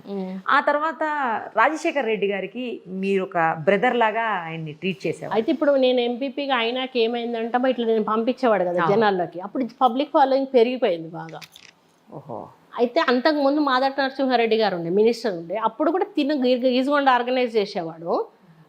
ఆల్రెడీ వైస్ ప్రెసిడెంట్ కాబట్టి మండలాల అన్ని గ్రామాల సర్పంచులు వాళ్ళందరూ తెలుసు కదా, అట్లా అన్ని విలేజ్లో ఆర్గనైజేషన్ చేసాం. ఆయనకు కూడా మేము ఓటు వేయించాము. మంత్రిగా ఉన్నప్పుడు మురళి గారు ఆయనకు ఓటు వేయించాడు, నేను ఎంపీపీ ఉన్నప్పుడు. అయితే ఆ టైము మధుసూదనాచారి ఆయన నోడగొట్టాడు, అప్పుడు లేరు ఆయన, నేను ఎంపీపీగా ఉన్నప్పుడు గ్యాప్ వచ్చింది ఆయనకి. ఇంకా మేము ఆర్గనైజేషన్ చూసి వీళ్ళకి ఇన్ఫర్మేషన్ ఉంటుంది కదా. అయితే ఆయన అప్పుడు ఈ తుంగతుర్తి దామోదర్ రెడ్డి గారు అని ఉన్నారు కదా, మినిస్టర్ గారు ఉండే, ఆయనతో మా డీసీసీ ప్రెసిడెంట్కి కబురు పెట్టారు. అక్కడ డీసీసీ ప్రెసిడెంట్ శ్రీనివాస్ రెడ్డి అని ఉండే, ఆయనతో చెప్పి ఇట్లా మురళి అనే అతన్ని పిలిపించండి, వాళ్ళ వైఫ్ ఉన్నాయని అంటే, నేను మా పాప తను వెళ్ళాము. మొదలు దామోదర్ రెడ్డి అన్న దగ్గరికి వెళ్తే ఆయన ఫోన్ చేస్తే రాజశేఖర రెడ్డి అని ఎత్తి, ఇప్పుడే పైకి వచ్చాను కదా అని అన్నట్టున్నారు. ఒక్క నిమిషం అన్నా మీరు పిలిచారు కదా, కలిసి మన వరంగల్ వెళ్ళిపోతారు, అక్కడి నుంచి వచ్చారంటే సరే తీసుకురానన్నారు. మీరు వెళ్ళే వరకు మళ్ళీ పైనుంచి కిందికి వచ్చారు. ఇక్కడ రోడ్డు మీద ఇల్లు ఉండింది వాళ్ళది, ఆ రోడ్డు మీద ఇంట్లో. ఓకే. ఇప్పుడు అదేదో కాంప్లెక్స్ అది వచ్చి ఇట్లా భుజం తట్టి, మురళి బాగా చేస్తున్నావు, ఇంకా డెవలప్ చేసుకో, ఫ్యూచర్ ఉంటుంది, నెక్స్ట్ టైం మీకు సీట్ ఇస్తా తప్పకుండా అని చెప్పి అప్పుడే చెప్పారు. అప్పుడే చెప్పేశారు. చెప్పినాక ఇంకా మనకి తెలుగుదేశం గవర్నమెంట్ కదా అప్పుడు. అవును. ఇక ఈయన మీద కేసులు అవి బాగా పెట్టేశారు కదా. మళ్ళీ ఎలక్షన్స్ వచ్చే వరకు మేము వెళ్ళి టికెట్ గురించి ఆయన కోసం అడిగాము. అడిగితే నీకు వద్దు మురళి, నీకు నేర చరిత్ర ఉంది అని చెప్పి మళ్ళీ వాళ్ళు కామెంట్ చేస్తారు. ఆల్రెడీ రేఖమ్మ పొజిషన్లో ఉంది కదా పాలిటిక్స్లో, ఆమెనే కంటిన్యూ చేద్దామని చెప్పి అప్పుడు నాకు ఇచ్చి అట్లా మనకి క్లోజ్ అయ్యారు. ఆ తర్వాత కూడా కేసులు, ఇప్పుడు రాజశేఖర రెడ్డి గారు వెంటనే కూడా రాలేదు కదా, ఆయన పిసిసి ప్రెసిడెంట్గా ఉండగానే కూడా అధికారంలోకి రాలేదు కదా. అప్పుడు తెలుగుదేశం పార్టీ అధికారం, అప్పుడు కూడా మమ్మల్ని ఇబ్బందులు పెడతా ఉండేది కదా. ఎప్పుడు ఇబ్బంది పెట్టినా ఆయన దగ్గరికి వెళ్ళినప్పుడు ఆయన నేనున్నానమ్మా అని భరోసా ఇచ్చేవాడు. అది మనకి ఆయనతో మంచి ఆత్మీయతను పెంచింది అన్నట్టు, ఒక మంచి లీడర్ మనకు దొరికాడు అనేటువంటి అది ఉండేది మాకు. రాజశేఖర రెడ్డి గారిలో మీకు బాగా నచ్చేదంటే ఏంటండి? ఆయన ఒక మనిషిని ఎత్తుకున్నాడంటే దింపడమ్మా, నువ్వు తప్పు చేయని ఒప్పు చేయని నిన్ను అట్లాగే ఎత్తుకుంటాడు ఆయన, దింపడు, ఎత్త బరువైన దింపడు ఆయన. ఆయన దగ్గర నచ్చిన గుణం అదన్నట్టు. దానికి ఉదాహరణ నేను చెప్తా. నేను మా హస్బెండ్కి గన్మెన్స్ తీసేసినప్పుడు అసెంబ్లీలో గొడవ జరిగింది. మీకు ఐడియా ఉండకుండొచ్చు, మీకు తెలియదు, అది బాగా గొడవ జరిగింది. ఆ రోజు నేను ఏడ్చిన, నా భర్తను చంపడానికి ఇట్లా గన్మెన్లను తీసేసి, అది రాజశేఖర రెడ్డి 0 వల్ల రేస్ చేయమంటేనే చేశారు. ఆఖరికి మళ్ళీ వీళ్ళు ఏం చేశారంటే మీటింగ్ పెడతారు కదా వాళ్ళది అసెంబ్లీలో, లోపల బీఎస్సీ మీటింగ్ కదా అంటారు, ఆ మీటింగ్ పెట్టినప్పుడు రాజశేఖర రెడ్డి లోపలికి పోయినాక అసలు ఇయ్యమంటే ఇవ్వమని అన్నారు. ఓకే. అంటే నా బాధ్యత, కొండ మురళి ఏదన్నా చేస్తే దానికి నేను రెస్పాన్సిబిలిటీ తీసుకుంటా అని చెప్పి మళ్ళీ అసెంబ్లీలోకి వచ్చి ఆ నిండు సభలో కూడా చెప్పాడు, ఆయనకి గన్మెన్లు ఇవ్వండి, ఆయన ఏం చేసినా నేను రెస్పాన్సిబిలిటీ తీసుకు. ఆ తర్వాత ఒక కేసు జరిగింది. జరిగినాక ఆయన ఏమంటాడో అన్నటువంటి ఒక భయంతో నేనే ఫోన్ చేయాలి ఆయనకి. ఆ కేసులోనే మా హస్బెండ్ని చాలా ఇబ్బంది పెట్టారు. ఇట్లా నేను చెప్పే కదా, ఊర్లలో తీసుకొస్తారు, బేడీలేసి ఊర్లలో తిప్పడము, నడి చౌరస్తాలో బట్టలు ఇప్పించి మొత్తం నేకెడ్గా బట్టలు ఇప్పించి 7-8 ఆ టైంలో నడి చౌరస్తాలో పొయ్యే వాళ్ళందరినీ ఆపి వాళ్ళందరి ముందట కొట్టారు. కొట్టి రక్తాలు గారేటట్టు. ఇంకా మన ఏదైతే జ్యుడిషియల్కి తీసుకున్నప్పుడల్లా వారం రోజులు అట్లా తీసుకొని ఇట్లా వెనుక చేతులు బేడీలు వేసేసి డ్రాయర్ మీద ఒక్కొక్క రోజు ఒక్కొక్క ఊర్లో తిప్పేవాళ్ళు. ఒకరోజు మా ఊర్లో కూడా తిప్పి ఎవరి కేసు అయితే ఉందో వాళ్ళ ఇంటి ముందుకు తీసుకెళ్ళారు, వాళ్ళు ఈయన మీద అటాక్ చేయాలని చెప్పి, ఎట్లనైనా చంపాలి అని చెప్పేసి. అప్పుడు మా ఊళ్ళో గ్రామస్తులందరూ తిరగబడి పోలీసు జీపు కాలబెట్టి గొడవ చేస్తే వెనక్కి తీసుకొచ్చారు. అటువంటి సంఘటనలు చాలా అంటే చాలా, అసలు లెక్కలేని. అంటే ఇప్పుడు మీరు అన్నారు కదా, ఒక సెకండ్ది సరిపోతుందా కొండ అంటే సరిపోదమ్మా. అటువంటివి చేశారు వాళ్ళు. చేశాడు కాబట్టి ఈరోజు కొండ మూవీ వస్తుందంటే ఎందుకు భయపడాలి? భయపడాల్సి, నువ్వు తప్పు చేయనప్పుడు ఎందుకు భయపడాలి? అవును. ఇప్పుడు అదే పద్ధతిలో కాంగ్రెస్ వాళ్ళని కూడా మీరు అడ్డుకుంటున్నారంటే టీఆర్ఎస్ వాళ్ళు ఎందుకు అడ్డుకుంటున్నారు? ఇప్పుడు మీరు ప్రభుత్వం సక్రమంగా నడిపితే, మీరు ప్రజలకు అన్నీ చేస్తే, మీరు తలెత్తుకొని ధైర్యంగా ప్రజలకు వెళ్ళి ఓటు తీసుకోవచ్చు కదా. ప్రతిపక్షాలను ఎందుకు ఆపాలి? ప్రశ్నించే గొంతుకను ఎందుకు నొక్కాలి? ఇప్పుడు ప్రజలే ప్రశ్నించే గొంతుక అవుతారు ఇంకా మిమ్మల్ని. ఇప్పుడు మా మూవీలో కూడా మేము అదే చెప్పాము. అప్పట్లో నక్సలైట్లు ఉంటే నక్సలైట్ల దగ్గరికి పోతే మనకు న్యాయం జరిగేది. తెలుగుదేశం వాడు ఊళ్ళల్లో వండుకునేవాడు కాదు. ఈరోజు టీఆర్ఎస్ నాయకులు ఊళ్ళల్లో వండుతున్నారు, ఊళ్ళల్లో దౌర్జన్యాలు దోపిడీలు చేస్తున్నారు. వాళ్ళని నిలదీసేవాళ్ళు కానీ అడిగేవాళ్ళు కానీ ఎవరు లేరు. హద్దుపద్దు లేకుండా దోచుకు తింటున్నారు. మరి అడిగాల్సింది ఎవరు? ఇప్పుడు నక్సలైట్లు లేరు కాబట్టి ప్రజలు అడగాలి. అప్పుడు నక్సలైట్ల ఉద్యమం అట్లా ఉండేది. నక్సలైట్ ఒక మాట చెప్పిండు అంటే ప్రజలు వినేవాళ్ళు. కానీ ఇప్పుడు వాళ్ళ లేనప్పుడు మనమే మనకు అండగా ఉండాలి, మన కుటుంబానికి అండగా ఉండాలి. ఇప్పుడు నీ ఇంట్లో ఉద్యోగం వస్తుంది అనుకున్నావు, వచ్చిందా? నీ 57 ఏళ్ల తల్లికి పింఛన్ వస్తుంది అనుకున్నావు, వచ్చిందా? నీకు డబుల్ బెడ్రూమ్ ఇల్లు వస్తుంది అనుకున్నాం, వచ్చిందా? నువ్వు దళితుడు అయితే నువ్వు 3 ఎకరాల భూమి వస్తుంది అనుకున్నాం, వచ్చిందా? ఇప్పుడు నీ ఇంట్లోనే 4 సమస్యలు ఉన్నాయి కదా, నువ్వెందుకు అడుగుతలేవు? మరి ఉద్యోగం కోసము సికింద్రాబాద్లో ఒక అబ్బాయి చచ్చిపోతే దాన్ని టీఆర్ఎస్ వాళ్ళు రాజకీయం చేయడం ఏంటండి? మరి ఉద్యోగం కోసం చచ్చిపోయిన వాళ్ళ దగ్గరికి ఎందుకు వెళ్ళలే? మీరు ఆత్మహత్యలు చేసుకున్న వాళ్ళు తెలంగాణలో ఉన్నారు కదా, రైతులు ఉన్నారు కదా, వాళ్ళు మనవాళ్లే కదా, మరి ఎందుకు వెళ్ళలేదు? అదే సెంట్రల్ గవర్నమెంట్ మీద బీజేపీ మీద ఏదో బట్టగాల్చి మీదేసి దాన్ని క్యాచ్ చేసుకోవాలన్నటువంటి శివరాజకీయం చేసి 200 రూపాయలు ఇచ్చి డబ్బులు ఇచ్చి మనుషులను పిలిపించి టీఆర్ఎస్ జెండాలు పట్టుకొని శవాలు మోసి ఆయన మీద టీఆర్ఎస్ జెండా కప్పి ఈరోజు కేంద్రాన్ని బదనాం చేస్తే దీన్ని ఏమంటారు? మరి అదే వాళ్ళని ఎందుకు పోయలేదు? మీరు తెలంగాణ ఇచ్చిన ఉద్యోగస్తులకు ఉద్యోగం కోసమే కదా, మరి ఎందుకు తెప్పి ఇయ్యలేదు వాళ్ళకు ఉద్యోగం? వాళ్ళ చావుకి ఎందుకు మీరు కారణమైనరు? రైతుల రుణమాఫీ చేస్తామని చేశారా? రైతులు ఎందుకు చచ్చిపోతున్నారు? రాజశేఖర రెడ్డి కాలంలో రుణమాఫీ అంటే ఏకదమ్ ఒకటేసారి ఒక ఆర్డర్ ఇచ్చి పారేసిండు. నువ్వు ఎందుకు ఇస్తలేవు అట్లా? తెలంగాణ తెచ్చుకునేది ఎందుకోసము? ఈరోజు మళ్ళీ ఏమొచ్చిందంటే ప్రజలకి, ఆ రోజు తెలంగాణ కోసం పోరాటం చేసినాము, సోనియా గాంధీ అర్థం చేసుకున్నది, ఆత్మహత్యలు చేసుకుంటున్నారు పిల్లలని ఇచ్చింది. ఆంధ్రప్రదేశ్లో తన ఉనికి పోతుందని తెలిసి కూడా ఇచ్చింది. ఇచ్చిన దానికి ఈరోజు ఏమైంది? ఒక దొరల గడిలో బందీ అయిపోయింది తెలంగాణ. మళ్ళా విముక్తి కోసం పోరాడాల్సిన పరిస్థితి వచ్చింది మనం. అంటే ఇప్పుడు ఈ పోరాటం ఏం పోరాటం? తెలంగాణ విముక్తి పోరాటం చేయాలి మనం. అది చేయాలంటే ఎవరి నుంచి స్టార్ట్ అవ్వాలి? యూత్ నుంచి స్టార్ట్ అవ్వాలి. ఇప్పుడు శ్రీలంకలో రాజపక్సేని దింపేశారమ్మా. అవును. నచ్చనప్పుడు మనం నచ్చని దాన్ని దింపాలి అంటే అక్కడ వేరే సిస్టమ్ ఉంది, ఇక్కడ వేరే సిస్టమ్ ఉంది. అక్కడ ఎప్పుడంటే అప్పుడు దింపుతారు, కరెక్ట్. కానీ మనం ఎప్పుడు దింపుతాం? ఎలక్షన్లు వచ్చినప్పుడు దింపాలి. ఆ హక్కుతోటి దింపాలి, ఓటు హక్కుతోటి దింపాలి. ఆ హక్కును మీరు సద్వినియోగం చేసుకోవాలి. సద్వినియోగం చేసుకోవాలంటే వాళ్ళల్లో వాళ్ళకి ఆలోచన రప్పించాల్సిన వాళ్ళు ఎవరు? యువత. వెళ్ళాలి, ఇంటింటికి వెళ్ళి చెప్పాలి. అప్పుడు మీరు తెలంగాణ కోసం ఇంటింటికి వెళ్ళి ఎట్లా చెప్పారో, ఈరోజు ఈ తెలంగాణ కాదు మనం కోరుకున్నదని చెప్పి వాళ్ళను చైతన్యవంతం చేసి ప్రజలకు సేవ. ఇప్పుడు ఖచ్చితంగా కాంగ్రెస్ పార్టీ వస్తేనే ఇచ్చిన తెలంగాణకు న్యాయం జరుగుతుందమ్మా. మేము ఇచ్చింది దేనికోసం? ఉద్యోగాలు రావాలి, నీళ్ళ కోసం. ఇప్పుడు నీళ్ళు, కాళేశ్వరం నీళ్ళు ఎక్కడికి పోతున్నాయమ్మా? ఎన్ని లక్షల పంటలు పండుతున్నాయి? ఎన్ని కోట్ల రూపాయలు మీరు దానికి కరెంటుకు ఖర్చు పెడుతున్నారు? ఎన్ని లిఫ్ట్లు పెట్టారు? కేసీఆర్ ఏమన్నాడు, మనకు ఒక సంవత్సరం దాటితే ఈ రోజు వరకు మనం రెప్పేయకుండా కరెంటు బంద్ కాకుండా ఇస్తున్నాము, నెక్స్ట్ ఇయర్ మనం అమ్ముతాం, వేరే రాష్ట్రాలకు కరెంట్ అమ్ముతాం, మనకు కోట్ల రూపాయలు వస్తాయి అన్నాడు. ఈరోజు నువ్వు ఇస్తున్నావు ఎక్కడన్నా? కిరాయికి ఇస్తున్నావు నీ కరెంటును? నువ్వు ఇంకా కొంటున్నావు అధిక ధరతోటి, పక్క రాష్ట్రాల నుంచి లిఫ్ట్లను మెయింటైన్ చేయడానికి కొంటున్నావు. ఎవడబ్బా సొమ్మని కొంటున్నావు నువ్వు? ఆ డబ్బా అంత ఎవరిది? పబ్లిక్లు కాదా? ఆ డబ్బే పెట్టుంటే ఈరోజు ఒక్కటండి, భగీరథ మిషన్ భగీరథ, మున్సిపాలిటీ నుంచి నీళ్ళు వచ్చిన దానికి ఈరోజు భగీరథ నుంచి నీళ్ళు వచ్చిన దానికి తేడా ఏం లేదండి. జనంలో నువ్వు ఎన్ని కోట్లు పెట్టావు? 44,000 కోట్ల రూపాయలు పెట్టావు. 44,000 కోట్ల రూపాయలు ప్రజలకు ఖర్చు పెడితే ఒక 50 గజాలున్నా ఆమె ఒక షెడ్ వేసుకునేదా? ఒక ఇల్లు కట్టుకునేదా?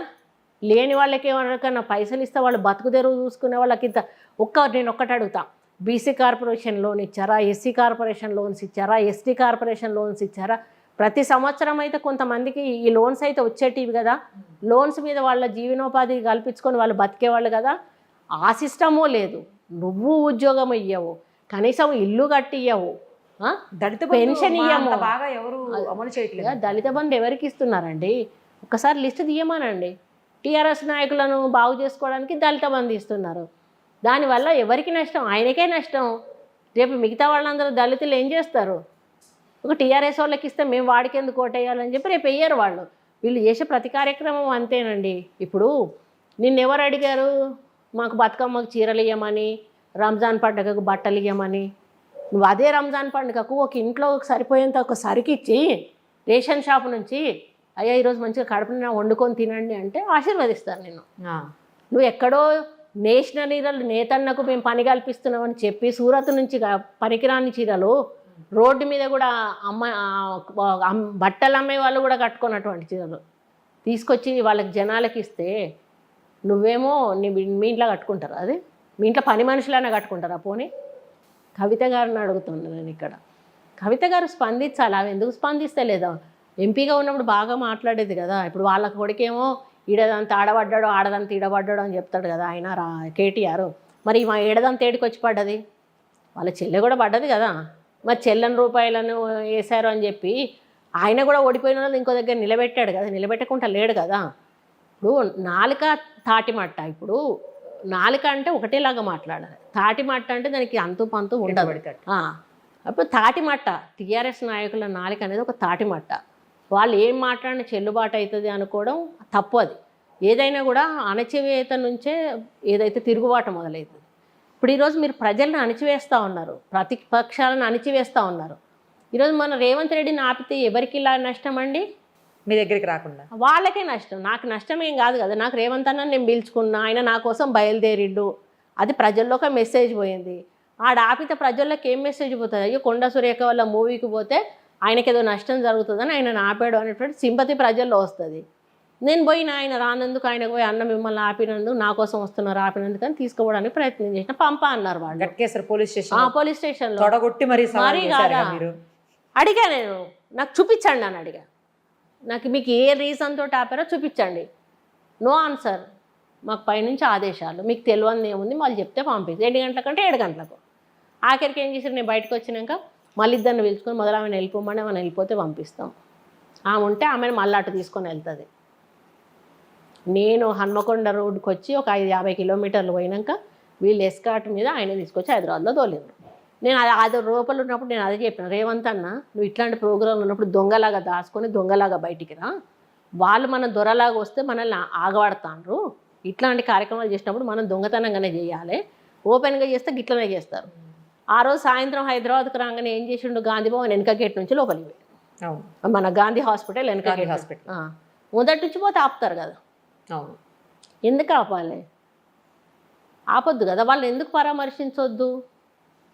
రాజ్యాంగంలో ఎక్కడుంది నీకు అక్కడ ఆపాలని ప్రతిపక్షాలను? నీకు దమ్ముంటే నువ్వు నువ్వు పోయి ఒక్కొక్క కుటుంబానికి 10 లక్షలు ఇస్తావా, 20 లక్షలు ఇస్తావా, లేకపోతే జీవితాంతం వాళ్ళని పెంచి పోషిస్తావా, వాళ్ళ ఇంట్లో ఒక ఉద్యోగం ఇస్తావా? నువ్వు చెయ్యి, మేము ఆపమే. కానీ మమ్మల్ని నువ్వు ఆపడెక్కడిది? కాంగ్రెస్ పార్టీ నా అప్పుడు ఎక్కడిది? నీకు ఎందుకు అంత భయం? నువ్వు మంచి చేసుంటే వెళ్ళు, నేను నీకు డబుల్ బెడ్రూమ్ ఇల్లు ఇచ్చినా, నీకు 3 ఎకరాల భూమి ఇచ్చినా, నీకు ఇంటికి ఉద్యోగం ఇచ్చినా, నీకు ఇన్ని ఎకరాలకు నీళ్ళు ఇచ్చినా, నీకు రైతులకు రుణమాఫీ చేసినా, 57 ఏళ్ళకు పెన్షన్ ఇచ్చినా అని ధైర్యంగా చెప్పుకొని ఓటాడుగు. నువ్వు అడగలేక నీ చేతగాక ఎదుటోళ్ళను అప్పుడు ఎక్కడిది? రేవంత్ రెడ్డి గారు టీపీసీసీ చీఫ్గా వచ్చిన తర్వాత చాలామంది గాంధీ భవన్కి దూరం అయిపోయారు, వచ్చేటువంటి పరిస్థితులు లేవు, గాంధీ భవన్లోకి అడుగు పెట్టట్లేదు, అసలు గాంధీ భవన్ డోర్స్ కూడా సరిగా ఓపెన్ చేయట్లేదు, క్లోజ్ చేసి పెట్టేస్తున్నారు. దీంతో పాటు అండి ఇంకోటి కూడా, అసలు సీనియర్స్ ఎవరైతే ఉన్నారో సీనియర్ లీడర్స్ ఎవరిని ఆయన కలుపుకుపోవట్లేరు, కేవలం ఆయనకు సంబంధించిన వర్గాన్ని మాత్రమే దగ్గరకు తీసుకొని మిగతా వాళ్ళని పక్కన పెట్టారు, మహిళలకైతే అసలే ప్రాధాన్యత లేదు, ఇవన్నీ మాట్లాడుతున్నారు. వీటికి ఏం సమాధానం కాదండి. ఎప్పుడు ఏంటంటే ఎదుటోళ్ళు మంచిగా ఉంటే, ఇప్పుడు కొంతమంది ఉంటారండి, ఈ భార్యాభర్తలు ఈ ఇంటి పక్కన ఉంటారు, వీళ్ళ భార్యాభర్తలు కలిసి ఉండరు, వాళ్ళల్లో ఏవో గొడవలు ఉంటే ఊరికే గొడవ పడుతూ ఉంటారు. వీళ్ళిద్దరు చిలుక గోరింకల్లాగా ఉంటే వీళ్ళ కళ్ళు ఉంటాయండి? ఏదో ఒకటి చిచ్చు పెట్టాలని చూస్తారు కదా వీళ్ళు. దాంట్లో మేము కొట్టుకుంటానా, వాళ్ళు హాయిగా ఉన్నారు, ఆనందంగా ఉన్నారు అని చెప్పి చిచ్చు పెట్టడానికి ట్రై చేస్తారు. అట్లాంటి చిచ్చే కాంగ్రెస్లో పెట్టే ప్రయత్నం చేస్తున్నారు. ఇప్పుడు రాహుల్ గాంధీ గారు వరంగల్ సభకు వచ్చిపోయిన అంతకుముందు కొంచెం ఉండే, ఎప్పుడైతే మమ్మల్ని 32 మందిని ఆయన పిలుచుకొని ఢిల్లీలో మీటింగ్ పెట్టారో అందులో నేను కూడా వెళ్ళాను. ఆయన చెప్పారు, అవుట్ రైట్గా చెప్పారు, మీరు ఏదున్నా మీడియా ముందు మాట్లాడకండి, మీరు లోపల మాట్లాడుకోండి, మీకు ఒక వింగ్ ఏర్పాటు చేస్తాను, కోఆర్డినేషన్ వింగ్ అని చెప్పి, మీరు ఇలా వింగ్లో సెటిల్ చేసుకోండి, ఆ వింగ్లో సెటిల్ కానీ ఏమైనా ఉంటే వాళ్ళే నా దగ్గరికి తీసుకొస్తారు, ఇక్కడ సొల్యూషన్ నేను చూపిస్తాను, అంతేగాని మనం బయటకు వెళ్ళొద్దు. అటువంటి ఒక ఏఐసిసి నాయకుడు చెప్పినాక వినకుండా ఎవరు ఉంటారండి? 100% ఉండరు. ఆ తర్వాత వరంగల్ మీటింగ్లో మీరు విన్నారు, ఉండాలనుకుంటే ఉండండి, పోవాలనుకుంటే పోండి, కోర్టులో ఉన్నోళ్ళు ఎవరన్నా ఉంటే మేమే పంపిస్తాం, పోతే మీరు పోండి, లేకపోతే మేము పంపిస్తాం. ప్రజల్లో ఉన్న వాళ్ళకే సీటు, హైదరాబాద్లో ఉండి రాజకీయం చేసే వాళ్ళకి సీట్ లేదు, సీనియర్లు అనే ఇంపార్టెన్స్ ఇక్కడ లేనే లేదు. ఓకే, చెప్పాడు కదా ఆయన, మీరు ఉండి మీరు ప్రజల్లో ఉండి ప్రజల సమస్యల మీద పోరాటం చేస్తే ఇంత క్లారిటీగా ఏఐసిసి. మళ్ళీ ఇంకొకటి ఏం చెప్పాడు, గతంలో కాంగ్రెస్ పార్టీ టికెట్ అంటే రేపు నామినేషన్ లాస్ట్ అనగా డిక్లేర్ అయిన సందర్భాలు కూడా ఉన్నాయి, ఇంకొక గంటకు ముగుస్తా అన్నాక కూడా డిక్లేర్ అయిన సందర్భాలు కూడా ఉన్నాయి. ఆ విషయంలో కూడా ఆయన ఒక క్లారిటీ ఇచ్చాడు. ఏంటి అంటే 6 నెలల ముందే కాంట్రవర్సీ లేని కాన్స్టిట్యున్సీ అన్నిటి క్యాండిడేట్లను కూడా డిక్లేర్ చేస్తాను చెప్పాను. ఓకే ఓకే, చేసినప్పుడు ఇంకా ఎక్కడ కాంట్రవర్సీ ఉంటుందండి? ఉండదు కదా. ఇక్కడ 2-3 ఆస్పిరెంట్ ఉన్న కాడ ఆయన పిలుచుకొని మాట్లాడుకొని వాళ్ళని సెటిల్ చేసి టికెట్ ఇచ్చేస్తాడు, అంతేగాని గ్రూప్ తగాదాలు అనేటివి లేవండి. అంటే రేవంత్ రెడ్డి గారి అధ్యక్షత లేకపోతే రేవంత్ రెడ్డి గారు ప్రెసిడెంట్గా ఉండటానికి చాలా మంది స్వాగతించలేకపోతున్నారు. అంటే ఇట్లా ఆయన కొంచెము జీర్ణించుకోవడం ఎవరికైనా ఇబ్బందిగా ఉంటుంది. ఎందుకంటే గత 30-40 ఏళ్ల నుంచి కాంగ్రెస్ పార్టీలో ఉన్నవాళ్ళు అవతల పార్టీ నుంచి తీసుకొచ్చిన మనిషిని పెట్టుకున్నటువంటి ఫీలింగ్ ఉంటుంది. కానీ మనం ఇప్పుడు ఆ ఫీలింగ్తో ఆలోచిస్తే మనం మొదలు ఆలోచించాలంటే పార్టీ మనుగడ కోసం ఆలోచించాలి, పార్టీ అధికారం రావడం కోసం ఆలోచించాలి, తెలంగాణను మనం ఎట్లా రక్షించుకోవాలనే దాని గురించి ఆలోచించుకోవాలి. ఇవి ఆలోచించినప్పుడు ఆటోమేటిక్గా రేవంత్ రెడ్డి కూర్చున్నాడా, పీసీసీ చైర్లా తెలుగుదేశం నుంచి వచ్చిన ఆయన కూర్చున్నాడా, ఎవరు అనేది పక్కకి వెళ్ళిపోవాలి. అది మన మైండ్లో ఉండకూడదు. అక్కడ ఉన్నటువంటి వ్యక్తి ప్రజాదరణ ఉన్నటువంటి వ్యక్తి ఉన్నాడా, ప్రజల కోసం పోరాడేటువంటి వ్యక్తిత్వం ఉన్నవాడు ఉన్నాడా లేడా, సబ్జెక్ట్ ఉన్నవాడు ఉన్నాడా లేడా, ఇవన్నీ ఆలోచించాలి. అది ఆలోచించినప్పుడు ఖచ్చితంగా మనకు రాజశేఖర రెడ్డి తర్వాత ఉన్నటువంటి ప్రజాదరణ ఉన్నటువంటి నాయకుడిగా ఈరోజు రేవంత్ రెడ్డి గారు కనిపిస్తూ ఉన్నారు. కనిపించినప్పుడు మనం స్వాగతించాలి, తప్పదు. ఇప్పుడు నువ్వు అలిగి కూర్చుంటే రేవంత్ రెడ్డి అయితే దిగిపోడు కదా, దింపరు కదా, దానివల్ల ఎవరికి నష్టం? నీకే నష్టం. ఇప్పుడు మనము ఆయన ఒక సభ పెట్టాడండి, సభలో కుర్చీల్లో ఎవరెవరు ఉన్నారని ప్రజలు గమనిస్తారు. ఇప్పుడు నేను పోకపోతే చాలామంది ఈ మధ్యలో బీజేపీలోకి పోతుంది, నేను రాకపోవడానికి కారణం మీకు చెప్పాను. ఈరోజు నేను కొండా మూవీ రిలీజ్ అయ్యే వరకు కూడా రాజకీయాల్లో కొంచెం దూరంగా అట్లాంటి దాన్ని మొన్న నేను నా సినిమా కోసమే కదా నేను ఆయన పంపించండి అనిపింది. మీ వాళ్ళు ఎంతమంది ఫోన్లు చేసినా నేను ఒకటే చెప్పాను, కొండా మూవీ అయ్యే వరకు నేను లైవ్ లైట్లోకి రాను అని చెప్పి. ఈరోజు నేను పిలుచుకుంటున్నా, మిమ్మల్ని నేనే పిలిచాను. నేను ఈరోజు అందరినీ పిలవండి అని చెప్పాను, అన్ని ఛానళ్ళకి నేను ఇంటర్వ్యూ ఇస్తానని చెప్పాను. అటువంటి మనము ఈరోజు కనిపిస్తే పబ్లిక్ ఏంటంటే రేవంత్ రెడ్డి పక్కన కనిపిస్తే ఓహో మన పీసీసీ ప్రెసిడెంట్తో పాటు మన ఈ నియోజకవర్గ అభ్యర్థి ఉన్నాడు, ఈయనను మనం గుర్తించాలి అని గుర్తిస్తారు. నువ్వు లేవనుకో ఇప్పుడు నా మీద పుట్టినట్టు ఈ మీద 4 పుడతాయి. పుట్టినప్పుడు ఇప్పుడు నాకు కొంతమందికి ప్రజాదరణ ఉంటుంది, కొంతమందికి రిఫ్లెక్షన్ ఉంటుంది. వాళ్ళకి స్వతహాగా లేకపోయినా పార్టీ రిఫ్లెక్షన్ ఉంటుందండి. కొంతమంది ప్రజలు వ్యక్తిని చూసి ఓటేస్తారు, కొంతమంది ప్రజలు పార్టీని చూసి ఓటేస్తారు. అటువంటి సందర్భం వచ్చినప్పుడు నీకు ఇబ్బంది కలుగుతుంది. ఈయన పార్టీలో లేనప్పుడు పార్టీకి ఈయన పార్టీకి ఎందుకు ఓటేయాలి అనేటువంటి ఫీలింగ్ కలుగుతుంది. పార్టీలో కష్టంలో ఉన్నప్పుడు ఈయనకెంది అది నువ్వు కోల్పోతావు. అందుకని మనం అందరం కలిసికట్టుగా నేను అదే చెప్పాను రేవంత్ అన్నని ఎప్పుడు చెప్పా, రేవంత్ అన్న అక్కడ ఒక మీటింగ్ పెట్టి రైతులది పాదయాత్ర చేసి ముగింపు సభ ఓఆర్ఆర్ మీద పెట్టాడు. ఆయన అప్పటికి పిసిసి ప్రెసిడెంట్ కాలేదు. ఆ సభలోనే చెప్పా, కాంగ్రెస్ పార్టీ వాళ్ళందరూ కూడా ఒక్క వేదిక మీద కనపడాలి, కనపడ్డప్పుడే కాంగ్రెస్ పార్టీ ఐక్యత తెలుస్తుంది, సీనియర్లా జూనియర్లా కాదు. ఈరోజు ఆ రోజు వచ్చింది, అందరూ కూడా వస్తున్నారు. ఇప్పుడు 5 కమిటీలు వేశారు కదా, 5 కమిటీల నుంచి అందరూ వస్తున్నారు, అందరూ అటెండ్ అవుతున్నారు, అందరూ ఎవరు చేసే పని వాళ్ళు చేస్తూనే ఉన్నారు. రాజశేఖర్ రెడ్డి గారిని చాలా అభిమానించే వ్యక్తి మీరు, చాలా దగ్గరగా చూశారు, అన్నాని పిలిచేవాళ్ళు ఆయన్ని. ఆయన పాలనకి ఇప్పుడు ఆయన కొడుకు జగన్మోహన్ రెడ్డి గారు ఏపీలో చేస్తున్నటువంటి పాలనకి ఇద్దరి పాలనలో పోల్చండి అంటే మీకు ఎవరిది నచ్చుతుంది, నచ్చని వాళ్ళది ఎందుకు నచ్చదు? 100% 100కు 1000% రాజశేఖర రెడ్డి పాలనను తప్పు పట్టే వాళ్ళు ఎవరు ఉండరండి. ఓకే, అందులో ఇంకా నేను ఆయన వీరాభిమానిగా నేను ఇంకెక్కువ నచ్చుకుంటా ఆయనని. అందుకని ఆయనను ఎక్కడ తప్పు పట్టడానికి లేదు. ఆయన కొడుకుగా, ఆయన రక్తం పంచుకు పుట్టిన కొడుకుగా జగన్మోహన్ రెడ్డి గారు ఆయనను మించి ఆయన ఆదర్శాలను ముందుకు తీసుకెళ్లేటువంటి బాధ్యత ఆయనకు ఉండాలి.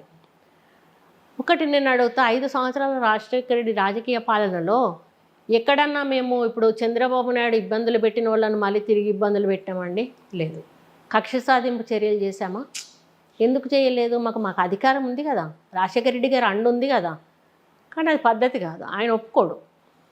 ఒప్పుకోడు. అట్లాంటప్పుడు వాళ్ళకు మనకు తేడా ఏంటికో, నేను సెక్రటేరియట్కి వెళ్ళేదాన్ని, వెళ్ళే వరకు కమ్యూనిస్ట్ పార్టీ వాళ్ళు మొత్తం గుంపు లోపల గంట సేపు కూర్చునేవాళ్ళు.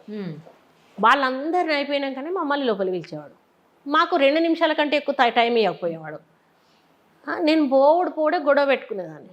అన్న మీరు ఇప్పుడు వాళ్ళను అన్ని పిలిచి చేశారు, కింద పోయి మీడియా దగ్గర మిమ్మల్ని తిడతారు అన్న, గేటు కూడా దాటారు అని అంటే, పోనీ అమ్మ మనం చేసేది ప్రజల కోసమే కదా, వదిలేసే అనేటోడు. అంటే అటువంటి వ్యక్తి ఆయన. ఏదున్నా కూడా దేవుడు చూసుకుంటాడు, వదిలేసేయండి అనేవాడు. మాకేం పెద్ద ఇబ్బంది కాదే, ఆ రోజు దయాకరావుని ఇబ్బంది పెట్టడం మాకు పెద్ద ఇబ్బంది కాదు కదా. కానీ మేము పెట్టలేదే, అధికార దుర్వినియోగం చేసుకోలేదే. కానీ ఈరోజు ఆంధ్రాలో జరుగుతున్నది ఏంటి అంటే కేవలం అధికార దుర్వినియోగం, కక్ష సాధింపు చర్య.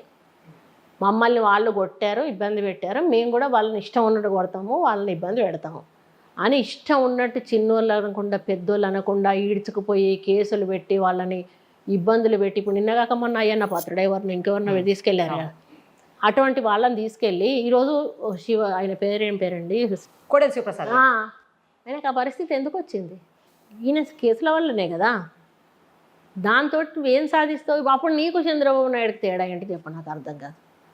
నువ్వు మంచి పాలన నుంచి మంచి పేరు తెచ్చుకొని ప్రజల్లో మెప్పు పొంది మళ్ళీ ఇంకోసారి ముఖ్యమంత్రి కావాలి. కానీ ఇప్పటికీ వ్యతిరేకత వచ్చింది, చాలా వ్యతిరేకత వచ్చింది.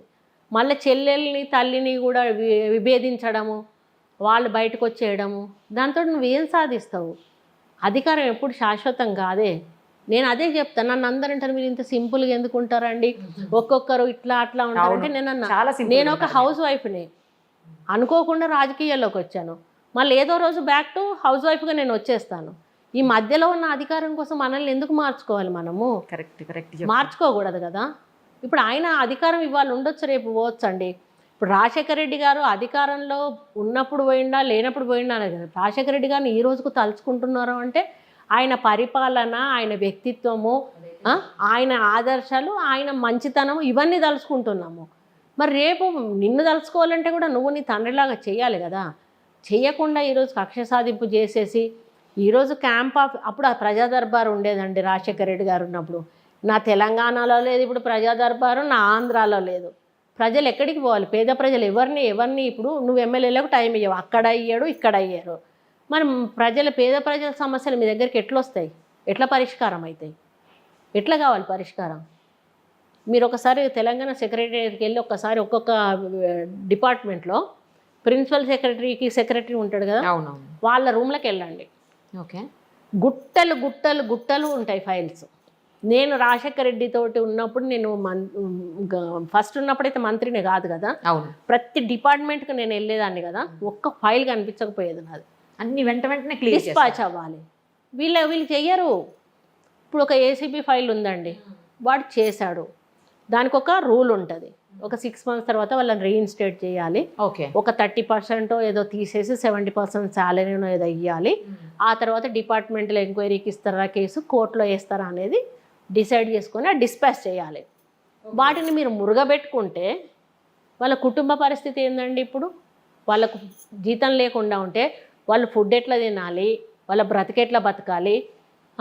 అటువంటి ఫైల్స్ కూడా మీరు తీయకుండా కేవలం కాళేశ్వరం ప్రాజెక్టు ఫైల్ అంటే అది ఎక్కడికి వస్తుంది? ప్యారలల్ గవర్నమెంట్ అంటే కేటీఆర్, రాజశేఖర రెడ్డి గారి పాత క్యాంప్ ఆఫీస్, ఈయన ఆఫీస్ అన్నట్టు. ఫస్ట్ ఫైల్ అక్కడికి వస్తుంది, అధికారులు అక్కడికి వస్తారు. ఆ పర్సంటేజ్లు మాట్లాడుకున్నాక, అవి ముట్టినాక, ఆయన సిగ్నల్ వచ్చినాక ఆ ఫైలు సీఎం గారి దగ్గరికి పోతుంది. అటువంటి ఫైళ్ళకు మాత్రమే విముక్తి. మిగతా ఫైల్ అన్నీ కూడా జనరల్గా మీరు వెళ్ళి అడగండి ఏదో ఒక డిపార్ట్మెంట్లో. మీరు మీడియా వాళ్ళే మీకు వెళ్ళొచ్చు. మీరు ఎందుకు ఆపుతున్నారు ఈ ఫైల్? సీఎం తీసుకురమ్మన్న ఫైల్ మాత్రమే పోతుంది. జనరల్గా కదిలేవు ఏ ఫైలు అన్నీ కూడా సీఎం దగ్గరికి పోకూడదండి. కొన్ని ప్రిన్సిపల్ సెక్రటరీ దగ్గర అయిపోతాయి, కొన్ని మినిస్టర్ దగ్గర ఆగిపోతాయి, కొన్ని సీఎం దగ్గరికి. మా దగ్గర ఒక ఫైల్ ఉండకపోయేది. నేను మినిస్టర్గా 3 ఏళ్ళు చేసినా కానీ నాకు 30 ఏళ్ళ అనుభవం దొరికింది నాకు అందులో. కానీ వీళ్ళు ప్రతి ఫైలు సీఎం దగ్గరికే పోవాలి. ఓహోహో. అందుకని అవి తీసుకుపోరు, పోవు. ఓకే. అది పెండింగ్లోనే ఉంటాయి. వాడు ఏడన్నా చావని వాళ్ళకి అవసరం లేదు. వాళ్ళకు ఏదైతే జైలు గులగొట్టాలా జియో ఇష్యూ అవుతుంది, సెక్రటేరియట్ గులగొట్టాలా జియో ఇష్యూ అవుతుంది, అక్కడ ఏమైనా మల్టీప్లెక్స్కు పర్మిషన్ చేయాలా జియో ఇష్యూ అవుతుంది, దళిత బంధు పెట్టాలా జియో ఇష్యూ అవుతుంది. ఎలక్షన్లకు ఎన్ని కోట్ల రూపాయలు జీవోలు ఇచ్చారండి? ఇప్పుడు ఆ ఎన్ని కోట్ల రూపాయలు ఇప్పుడు విడుదల చేయాలి కదా అవి. మరి ఈటెల రాజేందర్ గెలిచాడని చెప్పి ఆపొద్దు కదా. ఇప్పుడు ఇచ్చిన హామీలన్నిటికీ వాళ్ళు నిధులు విడుదల చేయాలి కదా. మరొకసారి క్రాస్ చెక్ చేయండి, హుజరాబాద్కి ఎన్ని నిధులు విడుదల చేశారో. అప్పుడు అన్ని ఉత్తరాలు రాసి ఇచ్చారు కదా, ఒక్కొక్క దగ్గర కమ్యూనిటీ హాల్ కడతాము, ఇవి కడతాము, అవి కడతామని. మీరు రాజశేఖర రెడ్డి గారికి జగన్మోహన్ రెడ్డి గారికి పాలనలో తేడా చెప్పారు. ఇప్పుడు జగన్మోహన్ రెడ్డి గారికి చంద్రబాబు గారి పాలన అంటే ఇద్దరిలో ఎవరిదో నచ్చుతుంది మళ్ళీ మీకు? బెటర్ అంటే ఇంకా చంద్రబాబు నాయుడే. ఎందుకు అనంటే ఆయన ఆలోచించి నిర్ణయం తీసుకుంటాడు. ఒక నలుగురు దగ్గర అభిప్రాయ సేకరణ తీసిన నిర్ణయం. ఈయన మోనోపోలీ. ఓకే. ఈయన చెప్పిందే వేదం, ఇంకొకరు ఏం మాట్లాడకూడదు అంతే. ఇంకా అంటే నా తాత రాజారెడ్డి స్టైల్ అన్నట్టు ఈయనది. కానీ చంద్రబాబు నాయుడు చాలా ఇంటెలిజెంట్. మీరు ఏమన్నానండి, మీరు ఇట్లా పొగుడుతున్నారు అనండి. ఎందుకంటే నేను అసెంబ్లీలో ఉన్నప్పుడు ఒక్కసారి ఆయన్ని కలిశాను. అసలు నేను ఆయన ఎప్పుడు కూడా డైరెక్ట్గా కలవలేదు, ఎందుకంటే ప్రతిపక్షంలోనే ఉండేవాళ్ళం. అవునులేండి. ఒక్కసారి నేను వెళ్ళి నా బాధ దయాకర్రావు మీద ఒక కంప్లైంట్ ఇవ్వడానికి వెళ్ళి కలిసినప్పుడు మొత్తం విన్నాడు నేను చెప్పిందంతా. వినేసి తలకాయ ఇట్లా ఊపి ఓకే ఐ విల్ సీ అని చెప్పి పంపి. అంటే అంత రెస్పాన్సిబుల్గా వినాల్సిన అవసరం ఆయనకు లేదు. ఒక ప్రతిపక్ష నేతకు సంబంధించిన ఎమ్మెల్యే వచ్చేసి తన అధికార పార్టీలో ఉన్నటువంటి ఎమ్మెల్యే మీద నేను కంప్లైంట్ చేసేటప్పుడు ఆయనకు అంత వినాల్సిన అవసరం లేదు. ఓకే. అంటే ఒక సీఎంగా ఆయన విన్నాడు అంటే దాని అర్థం ఏంటి అంటే ఆయనకు ఆ పేషెన్సీ అనేది ఉండాలి. ఎవరు చెప్పినా రిసీవ్ చేసుకునే శక్తి నీకు ఉండాలి. అది ఆ తర్వాత నువ్వు యాక్షన్ తీసుకున్నావా తీసుకోలేదా అనేది తర్వాత విషయం. కానీ మనకు అపాయింట్మెంట్ ఇచ్చాడు, మనకు చెప్పింది విన్నాడు. ఈరోజు నువ్వు ఎవరికి అపాయింట్మెంట్ ఇస్తున్నావు? నీ ఎమ్మెల్యేలే చెప్తున్నారు నేను క్యాంప్ ఆఫీస్లోకి రానిస్తలేడు, మంత్రులను క్యాంప్ ఆఫీస్లోకి రానిస్తలేడు. అప్పుడేమో మొత్తం జనాలందరూ ఎక్కడ పడితే అక్కడ వచ్చేవాళ్ళు. ఈయన జనాల్లోకి వచ్చి ముద్దులు పెట్టేసి దగ్గరికి తీసుకొని అన్నీ చేసేవాడు. మరి ఎక్కడ పోయినాయి ఆ ముద్దులు పెట్టుడు? ఎక్కడ పోయింది? ఆ జనాల్లోకి వచ్చుడు ఎక్కడ పోయింది? నీ జనాలను నీ క్యాంప్ ఆఫీస్లోకి పిలుచుకొని ప్రజా దర్బారు పెట్టుడు ఎక్కడ పోయింది? ఎంతసేపు తెలుగుదేశం పార్టీలో ఏ అధికారి ఉండి మనల్ని ఇబ్బంది పెట్టిండా వాని టార్గెట్ చేయాలి. తెలుగుదేశం పార్టీలో ఉన్నప్పుడు ఏ మంత్రి ఇబ్బంది పెట్టిండా వాని టార్గెట్ చేయాలి. తెలుగుదేశం పార్టీలో ఉన్నప్పుడు మన కార్యకర్తని ఏ ఎమ్మెల్యే ఇబ్బంది పెట్టిండా వాని టార్గెట్ చేయాలి. అదే ఆ పరిపాలన, అది కాదే. అట్లా ఒకరం ఒక అధికారం వచ్చినప్పుడు ఇప్పుడు తమిళనాడులో ఇట్లనే జరిగింది కదండి. జయలలిత ఉన్నప్పుడు కేసీఆర్ మీద, కేసీఆర్ ఉన్నప్పుడు జయలలిత మీద. అట్లా చేసుకుంటూ పోతే ప్రజాస్వామ్యం ఎక్కడ పోతుందండి? మనం ఎంతసేపు అభివృద్ధి మీద ఆలోచించు, నువ్వు ఇచ్చిన హామీల మీద ఆలోచించు. గతంలో చంద్రబాబు నాయుడు చేయలేదు, నేను చేస్తున్నా అని చెప్పుకో. ఒకవేళ తెలుగుదేశం వస్తే అధికారుల పరిస్థితి ఏందండి? పొరపాటున ఒకవేళ అంటున్నారు అంటే నెక్స్ట్ టైం జగన్ గారే వచ్చే అవకాశం చెప్పలేమండి, ప్రజల తీర్పు అది. ప్రజలు ఇవ్వచ్చు ఇవ్వకపోవచ్చు, అదే నేను డిసైడ్ చేయలేను. ఒకవేళ ఇస్తే గానీ జగన్ గారే వచ్చే అవకాశం ఉంది. అదే నేను చెప్పలేనంటున్నా. అది జనాల ఆలోచన. ఆ టైం వరకు, ఏ టైం వరకు, ఓటేసే టైం వరకు కూడా మనం చెప్పలేము. తెలీదు, అప్పుడు కూడా చెప్పలేము. మన కౌంటింగ్లో తెలుస్తుంది. అది కూడా మనం ఏదో ఎక్స్పెక్ట్ చేస్తాం, ఆ రోజు ఇట్లా వచ్చింది అట్లా వచ్చిందని ఎగ్జిట్ పోల్ అని కూడా, కానీ అవన్నీ తారుమారు అవుతాయి ఒక్కోసారి. అప్పుడు అధికారుల పరిస్థితి ఏంది? నువ్వు చెప్పినవన్నీ నడుచుకున్న అధికారులు. ఇప్పుడు ఒకటి కట్టాడండి ఆయన, ఏది ప్రజావేదిక, అది కూలగొడితే నీకేమొచ్చింది? అది హీరోయిజం. హీరో అయిపోయినావు మనం అందులో ఏమన్నా? జీరో అయిపోయినావు అందులో. నువ్వు కోట్ల రూపాయల ప్రజల ఆస్తి పెట్టి అది కడితే దాంట్లో బ్రహ్మాండంగా నీకు మీటింగ్లు జరుగుతూ ఉంటే, అది చంద్రబాబు నాయుడు కట్టింది కాబట్టి నేను గులగొడతానా అని చెప్తే, అట్లా అక్రమంగా కట్టినవి చాలా ఉంటాయి కదా, అన్నీ గులగొట్టాలి కదా. ఇక్కడ ఇంకొకటి కూడా చెప్పాలి నేను. చెప్పండి. మొన్న విజయవాడ వెళ్ళాను. ఓకే. విజయవాడ వెళ్ళినప్పుడు రాజశేఖర రెడ్డి గారిది బెంచ్ సర్కిల్లో దండేయడానికి వెళ్ళాను విగ్రహానికి. ఓకే. మొదట అక్కడ చేసినాక అన్న వాళ్ళ బతికిన అన్న పుట్టిన ఏరియా అన్న గడ్డ అన్నట్టుగా, అసలు నాకు మన తెలంగాణ బార్డర్ దాటిన దగ్గర నుంచి ఒక లాంటి సైకలాజికల్గా అట్లా ఒక లాంటి ఫీలింగ్ తోటి ఉండి అసలు చాలా సంవత్సరాల తర్వాత పోతున్నా కదా. ఎందుకంటే ఆ రోడ్ వెంబడి వందలాది విగ్రహాలు. నేను వెళ్ళి నా సొంత డబ్బులతోటి నైట్ ఇక్కడ బయలుదేరి ఒక 15,000 పడుతుందండి మా ట్యాంకులో పెట్రోల్కు. ఓకే. అట్లాంటి ట్యాంకులు 3 నింపితే కానీ నేను వరంగల్ ఆంధ్రాకు పోయి ఇక్కడికి రాను. మైలేజ్ కూడా 4-5 ఇస్తుంది. మా హస్బెండ్ ఏంటంటే డీజిల్ బండిలో పోతే టయర్డ్ అవుతుంది అని పెట్రోల్ బండి ఇచ్చి పంపించేవాడు. నైట్ ఇక్కడ పడుకుంటే తెల్లారు అక్కడ వెళ్ళి పొద్దున అక్కడ విగ్రహావిష్కరణ చేసి మళ్ళీ మధ్యాహ్నం లంచ్ చేసి మళ్ళీ అక్కడ బయలుదేరి మధ్యరాత్రి ఇక్కడ చేరుకునేదాన్ని. అట్లా నాకు ఒక్కొక్క ట్రిప్కి 30,000-40,000 రూపీస్ ఖర్చు అయ్యేటి. ఒక్కొక్కసారి ఫ్లైట్లో ఇక్కడ ఫ్లైట్ ఎక్కేదాన్ని, అక్కడ దిగేదాన్ని, వాళ్ళు అక్కడ వెహికల్స్ పెట్టేవాళ్ళు, ఫ్లైట్ల టికెట్లు నేను బుక్ చేసుకునేదాన్ని. ఎవరి కోసం చేశాను నేను అది? నువ్వు జైల్లో ఉన్నావు అప్పుడు. ఎవరి కోసం చేశాను నేను?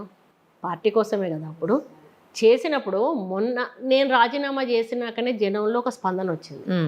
ఆ స్పందన చూసినాకనే నీకు పార్టీ పెడితే నడుస్తా అనేటువంటి ఒక కాన్ఫిడెన్స్ వచ్చింది. పార్టీ పెట్టావు. ఆ రోజు తను ఉన్న రోజులు మమ్మల్ని ఇక్కడ అవమానపరచలేదు. లేని విషయం చెప్పాల్సిన అవసరం లేదు. ఆయన జైల్లో పోయినాక ఆయన కమ్యూనికేషన్ గ్యాప్ ఇట్లా వెళ్తూ ఉంది, అటెండ్ అవుతూ ఉంది పబ్లిక్. గుంటూరు సుచరిత కాన్స్టిట్యున్సీకి వెళ్తేనండి కనుచూపు మేర అసలు ఎక్కడ కూడా మాకు నేల కనపడలేదమ్మా. జనం, అంతమంది జనం వచ్చారు నాకు. దాన్ని నువ్వు ఎట్లా ఉపయోగించుకోవాలి? జైల్లో ఉన్నప్పుడు తిప్పుకోవాలా నన్ను? నేను ముఖ్యమంత్రిని అయితే కాదు కదా. నువ్వు ముఖ్యమంత్రి అయితే నువ్వు ఏదో మంత్రిస్తే నేను తీసుకుంటా. అప్పుడు ఇంకా తెలంగాణ వస్తుందని మనం అనుకోలేదు. అట్లా నన్ను ఏం చేశారంటే విగ్రహాలకు పోకుండా అడ్డుకున్నారు. అయ్యో. వాళ్ళు వచ్చి అడిగేవాళ్ళు. కొంతమంది వచ్చి అన్నారు, అక్క ఆవిడేంటి, ఆవిడే చేయాలా, ఆవిడ లేకపోతే ఇంకెవరు చేయకూడదా అనే ప్రశ్న వేసేవాళ్ళంట. కొంతమంది వచ్చి చెప్పినాక నాకు బాధ అనిపించింది. నేను ఎందుకు వెళ్ళాలి? వైఎస్ఆర్సీపీ పబ్లిక్ అందరినీ కూడా వెళ్ళండి, నాన్నగారికి అక్కడ గౌరవించబడతా ఉంది, నాకు ఆ హక్కు ఉన్నది. కోర్స్ అండి, నాకు తప్పితే ఎవరికీ లేదు. నేను అది కూడా చెప్తా ఉన్నాను. రాజశేఖర రెడ్డి గారిని అంత ఆత్మీయంగా గౌరవించే హక్కు నాకున్నది. వెళ్ళినప్పుడు ఒక్కరు రాలేదండి. మేయర్ వస్తాను కబురు పంపింది, మానేసింది. డిప్యూటీ మేయర్ వస్తాను కబురు పంపింది, మానేసింది. అంటే వద్దని చెప్తేనే కదా మానేస్తారు, లేకపోతే ఎందుకు మానేస్తారు? అట్లా చేస్తే ఏమనిపిస్తుంది చెప్పండి మనిషికి? నేను చాలా ఎక్స్పెక్ట్ చేశాను విజయవాడ. ఇప్పుడు పదవులు ఇచ్చారు, నామినేటెడ్ పదవులు. ఇక్కడ నుంచి 2 ఎంపీలను తీసుకున్నాను. నీకు తెలంగాణ నుంచి 2 ఎంపీలను ఎవరినో తీసుకోవడానికి ఉంది, కానీ మాట వరుసకి నువ్వు ఇచ్చినా నేను సున్నితంగా తిరస్కరించేదాన్ని. మరి ఇట్లా అడిగితే నువ్వు ఎంత ఎత్తుకు ఎదిగిపోయేవాడివి పబ్లిక్లో. అరే మర్చిపోలేదే, అన్న కోసం త్యాగం చేసినావు, ఆమెను గుర్తుపెట్టుకున్నాడు, ఆమెను పిలిచాడు అనేటువంటి నీకు ఆ గౌరవం ఉండేది కదా. అంటే ఇక చూడండి ఎంత నాకు పదవులేమో నాకు అవసరం లేదండి. నేను ఉన్న పదవిని వదిలేసుకున్న దాన్ని. నేను పదవులకు ఆశపడను, కానీ ఆయన ఒక ఉన్నత స్థాయికి వెళ్ళిపోయేవాడు కదా. అవును. అంటే ఇప్పుడు షర్మిల నిలగొట్టడము, ఆమె ఇక్కడ వచ్చి పార్టీ పెట్టడము, ఇది కూడా అంతా. షర్మిల ఇక్కడ ఎందుకు పార్టీ పెట్టాలి? అక్కడే ఆంధ్రాలో కాంగ్రెస్ పార్టీలో జాయిన్ అయ్యి కాంగ్రెస్ పార్టీని డెవలప్ చేయొచ్చు కదా, వాళ్ళ నానాశయాల్లో సిద్ధించాలంటే. ఎంతవరకు సస్టైన్ అవుతుందండి ఆవిడ పార్టీ ఇక్కడ? అదంతా కూడా టీఆర్ఎస్కు లాభం చేకూరుతుందమ్మా. ఇప్పుడు యాంటీ టీఆర్ఎస్ ఓట్స్ చీరాలి, కాంగ్రెస్ పడకూడదు. అది ముఖ్య ఉద్దేశం. ఈరోజు ప్రవీణ్ తిరుగుతున్నాడంట, అదే ఉద్దేశము. ఆర్ఎస్ ప్రవీణ్ తిరుగుతున్నాడన్న, ఈమె తిరుగుతుందన్న అదే ఉద్దేశము. రేపు మొన్న ఎలక్షన్లో ఎమ్మెల్సీ ఎలక్షన్స్లలో కూడా ఈరోజు నాగేశ్వరరావు నిలబడ్డారన్న టీఆర్ఎస్ వాళ్ళ ప్రమేయం ఉంది, కోదండరాం నిలబడ్డాడన్న టీఆర్ఎస్ ప్రమేయం ఉంది. ఇట్లా ఏంటంటే వాళ్ళు ఒకలాంటి రాజకీయ. ఇప్పుడు ఈరోజు బీజేపీ ఉన్న టీఆర్ఎస్ తిట్టుకుంటున్నారు.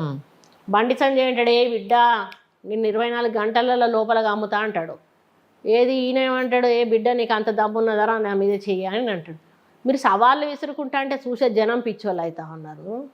ఇప్పుడు నీ దగ్గర మొత్తం ఈడీ ఆయనకు సంబంధించినదంతా రిపోర్ట్ ఉంది, నీకు మొత్తం ఎంక్వైరీ అయిపోయింది. ఆ రిపోర్ట్ అంతా పెట్టుకొని నువ్వు ఈయనను ఆడిస్తాను, ఎవరిని కేసీఆర్ని. మరి ఎందుకు అరెస్ట్ చేస్తలేవు? ఎంతసేపు చిటికేసి మైక్ల ముందు చెప్తున్నావు. దమ్ము లేదా నీకు? బీజేపీకి దమ్ము లేదా అరెస్ట్ చేయడానికి? ఎందుకు అని అంటే దాన్ని బూచిగా చూపెట్టి వీళ్ళ నోర్లు ముయించి చివరికి వచ్చే వరకు వాళ్ళు ఒకటవుతారు. బీజేపీ టీఆర్ఎస్ పొత్తు పెట్టుకుంటారు. పొత్తు పెట్టుకున్నప్పుడు కాంగ్రెస్ను దెబ్బ కొట్టాలి. వాళ్ళిద్దరి టార్గెట్ కాంగ్రెస్. అరెస్ట్ చేస్తే అక్కడికి క్లోజ్ అయిపోతుంది కదా. ఓకే, వాళ్ళని అరెస్ట్ చెయ్యరు. ఇప్పుడు ఆడ జగన్మోహన్ రెడ్డిని చేయరు, ఇక్కడ ఈయనని చేయరు. ఆడ జగన్మోహన్ రెడ్డిని చేస్తే ఎవరు సీఎం కావాలన్న కాడ వాళ్ళ గొడవ స్టార్ట్ అయింది. వారసురాలు కాబట్టి షర్మిల కావాలనేది విజయమ్మ, భారతిని చేస్తా అనేది ఆయన. మళ్ళీ నేను ఎప్పుడు బయటకు వచ్చినా నా పిల్లల దగ్గర నేను తీసుకోవచ్చు, మళ్ళీ నా చెల్లె నాకు ఇస్తుందో ఇయ్యదో. అది ఎక్కడ దాకా పోయింది? ఆస్తి గొడవల దాకా పోయింది. అది పరిస్థితి ఇప్పుడు ఇక్కడ వీళ్ళది అదే పరిస్థితి ఉన్నది అన్నట్టు. ఇద్దరు కలిసి కొట్లాడితే కాంగ్రెస్ రాకుండా ఉండాలి. మరి నువ్వు కమ్మాలనుకుంటే కమ్మొచ్చు కదా. అప్పుడు అక్కడ ఆయనను కమ్మొచ్చు, ఇక్కడ ఈయన. వీళ్ళిద్దరు ఒక డ్రామా ఆడతారు. ఇద్దరు ఆయన ఇంటికి భోజనానికి పోతాడు, ఆయన ఇంటికి ఈయనింటికి భోజనానికి పిలుస్తాడు. ఏం మాట్లాడుకున్నారంటే కేటీఆర్ వచ్చి ఏంటిది రెండు రాష్ట్రాల మధ్యలో ఏంటిది ఉన్నటువంటి సమస్యల గురించి ఒకటి అడుగుతానండి. నేను మంత్రిగా చేసిన దాన్ని, ఇద్దరు సీఎంలు కూర్చోవాలంటే వాళ్ళకి సంబంధించిన చీఫ్ సెక్రటరీలు ఉండాలి అక్కడ అఫీషియల్గా రికార్డ్ అవ్వాలి వాళ్ళు ఏం మాట్లాడుకున్నారు అనేది.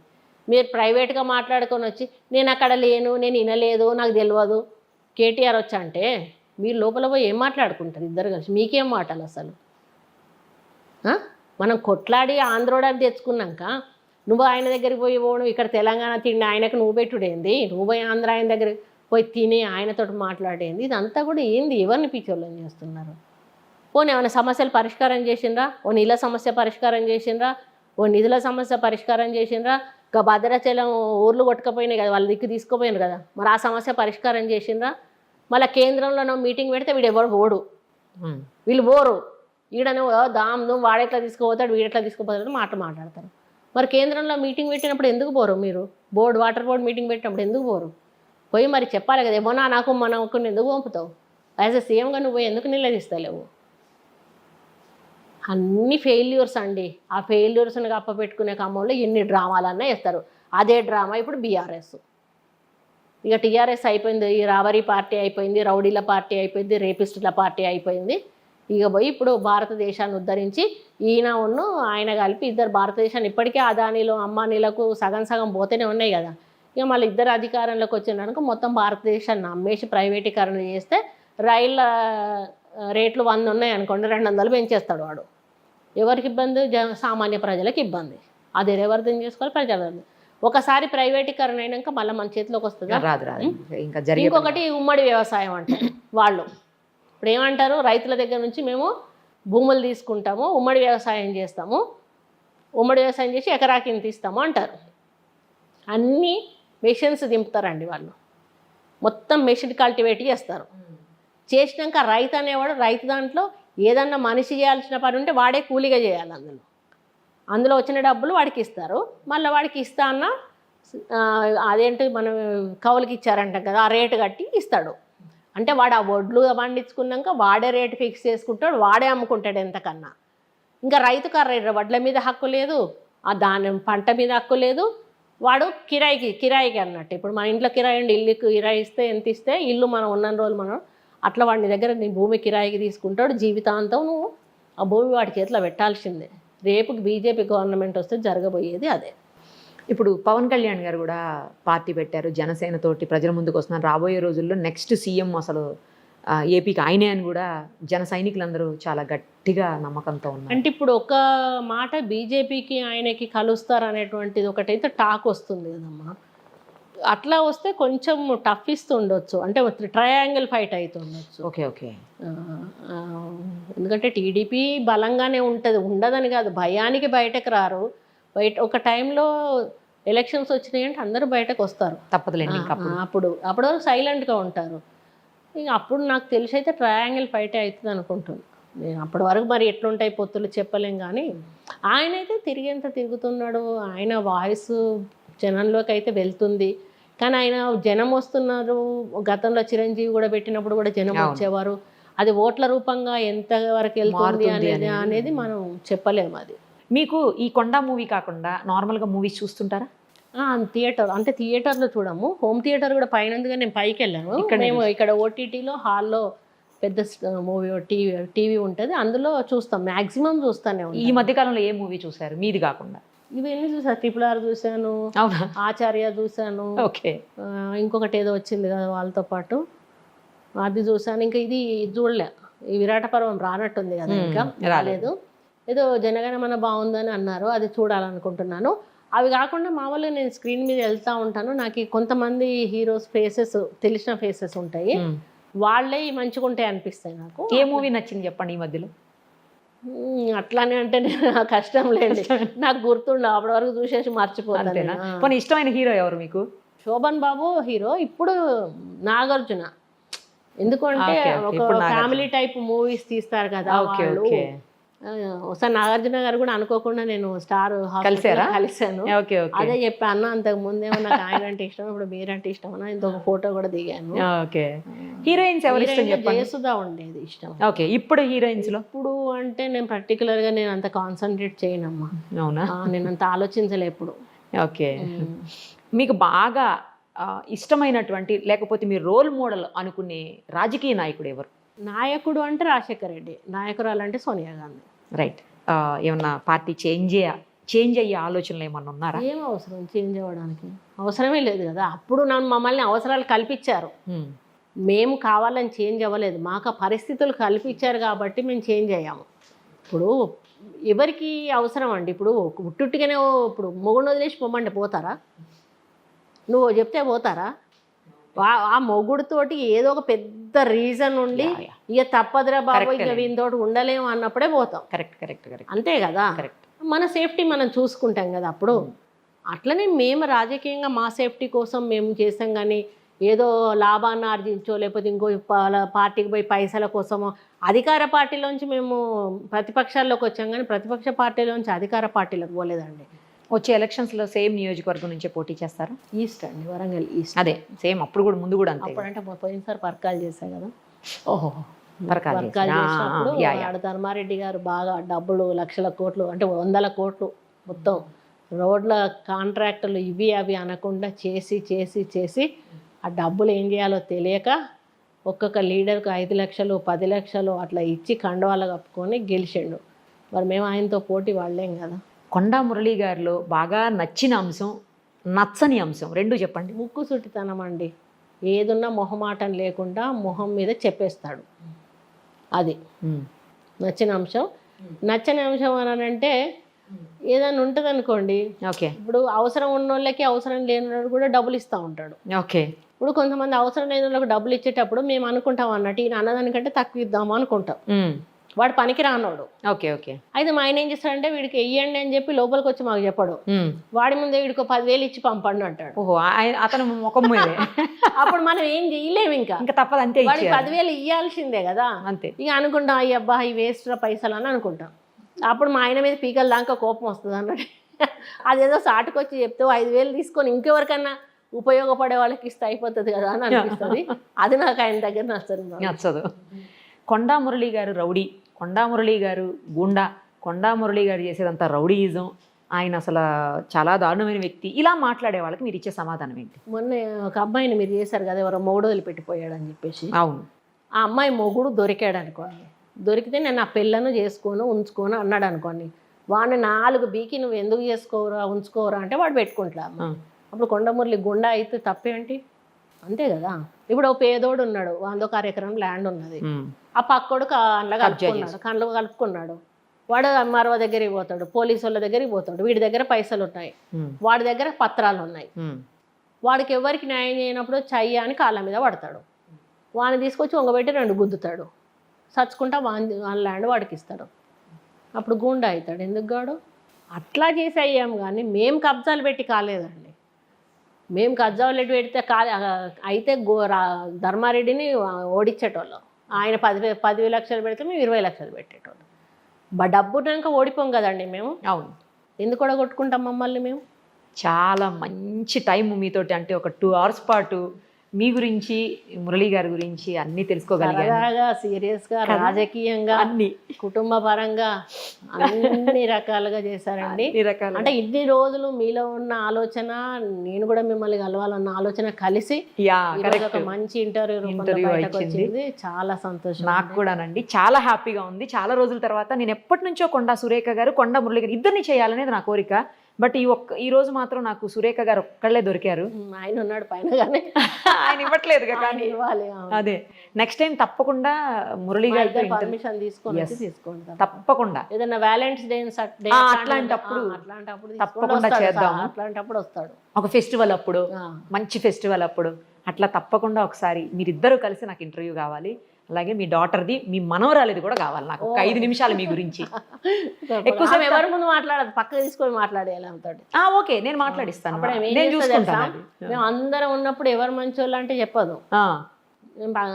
నేను ఒకదాని ఉన్నప్పుడు నువ్వు ఇష్టం అంటది, వాళ్ళ అమ్మకుతున్నప్పుడు ఆమె ఇష్టం. మీరందరూ వెళ్ళిపోండి, అసలు ఎవరొద్దు. నేను అది మీరు ప్లే చేస్తారని తెలుసు కదా, చెప్పదు అసలు. నేను శ్రేష్ఠ ఇద్దరు మాట్లాడుకుంటాం. దాన్ని ఫ్రెండ్షిప్ చేసుకున్నాం అనుకో, అదే నేను నిన్ను ఇంటర్వ్యూ చేస్తాను, నువ్వు దాన్ని ఇంటర్వ్యూ చేయాల్సిన. సూపర్, అయితే తనతోనే 2-3 ఇంటర్వ్యూలు చేపించేసే. థ్యాంక్ యూ సో మచ్ అండి. నాకైతే చాలా హ్యాపీగా ఉంది మిమ్మల్ని కలవడం ఈరోజు, మీ స్టోరీ తెలుసుకోవటం, రియల్గా ఏం జరిగింది గ్రౌండ్ లెవెల్లో తెలియని వాళ్ళకి కూడా ఈరోజు మూవీ చూడకపోయినా ఇది చూసినా కూడా అర్థమైపోతుంది. అదే అంటున్నాను, మీరు ఎంత మంచి హృదయం ఉన్న మనుషులు, ఎందుకు ఇన్ని బాధలు పడాల్సి వచ్చింది అనేది కూడా అర్థమవుతుంది. థ్యాంక్ యూ అండి, థ్యాంక్ యూ సో మచ్.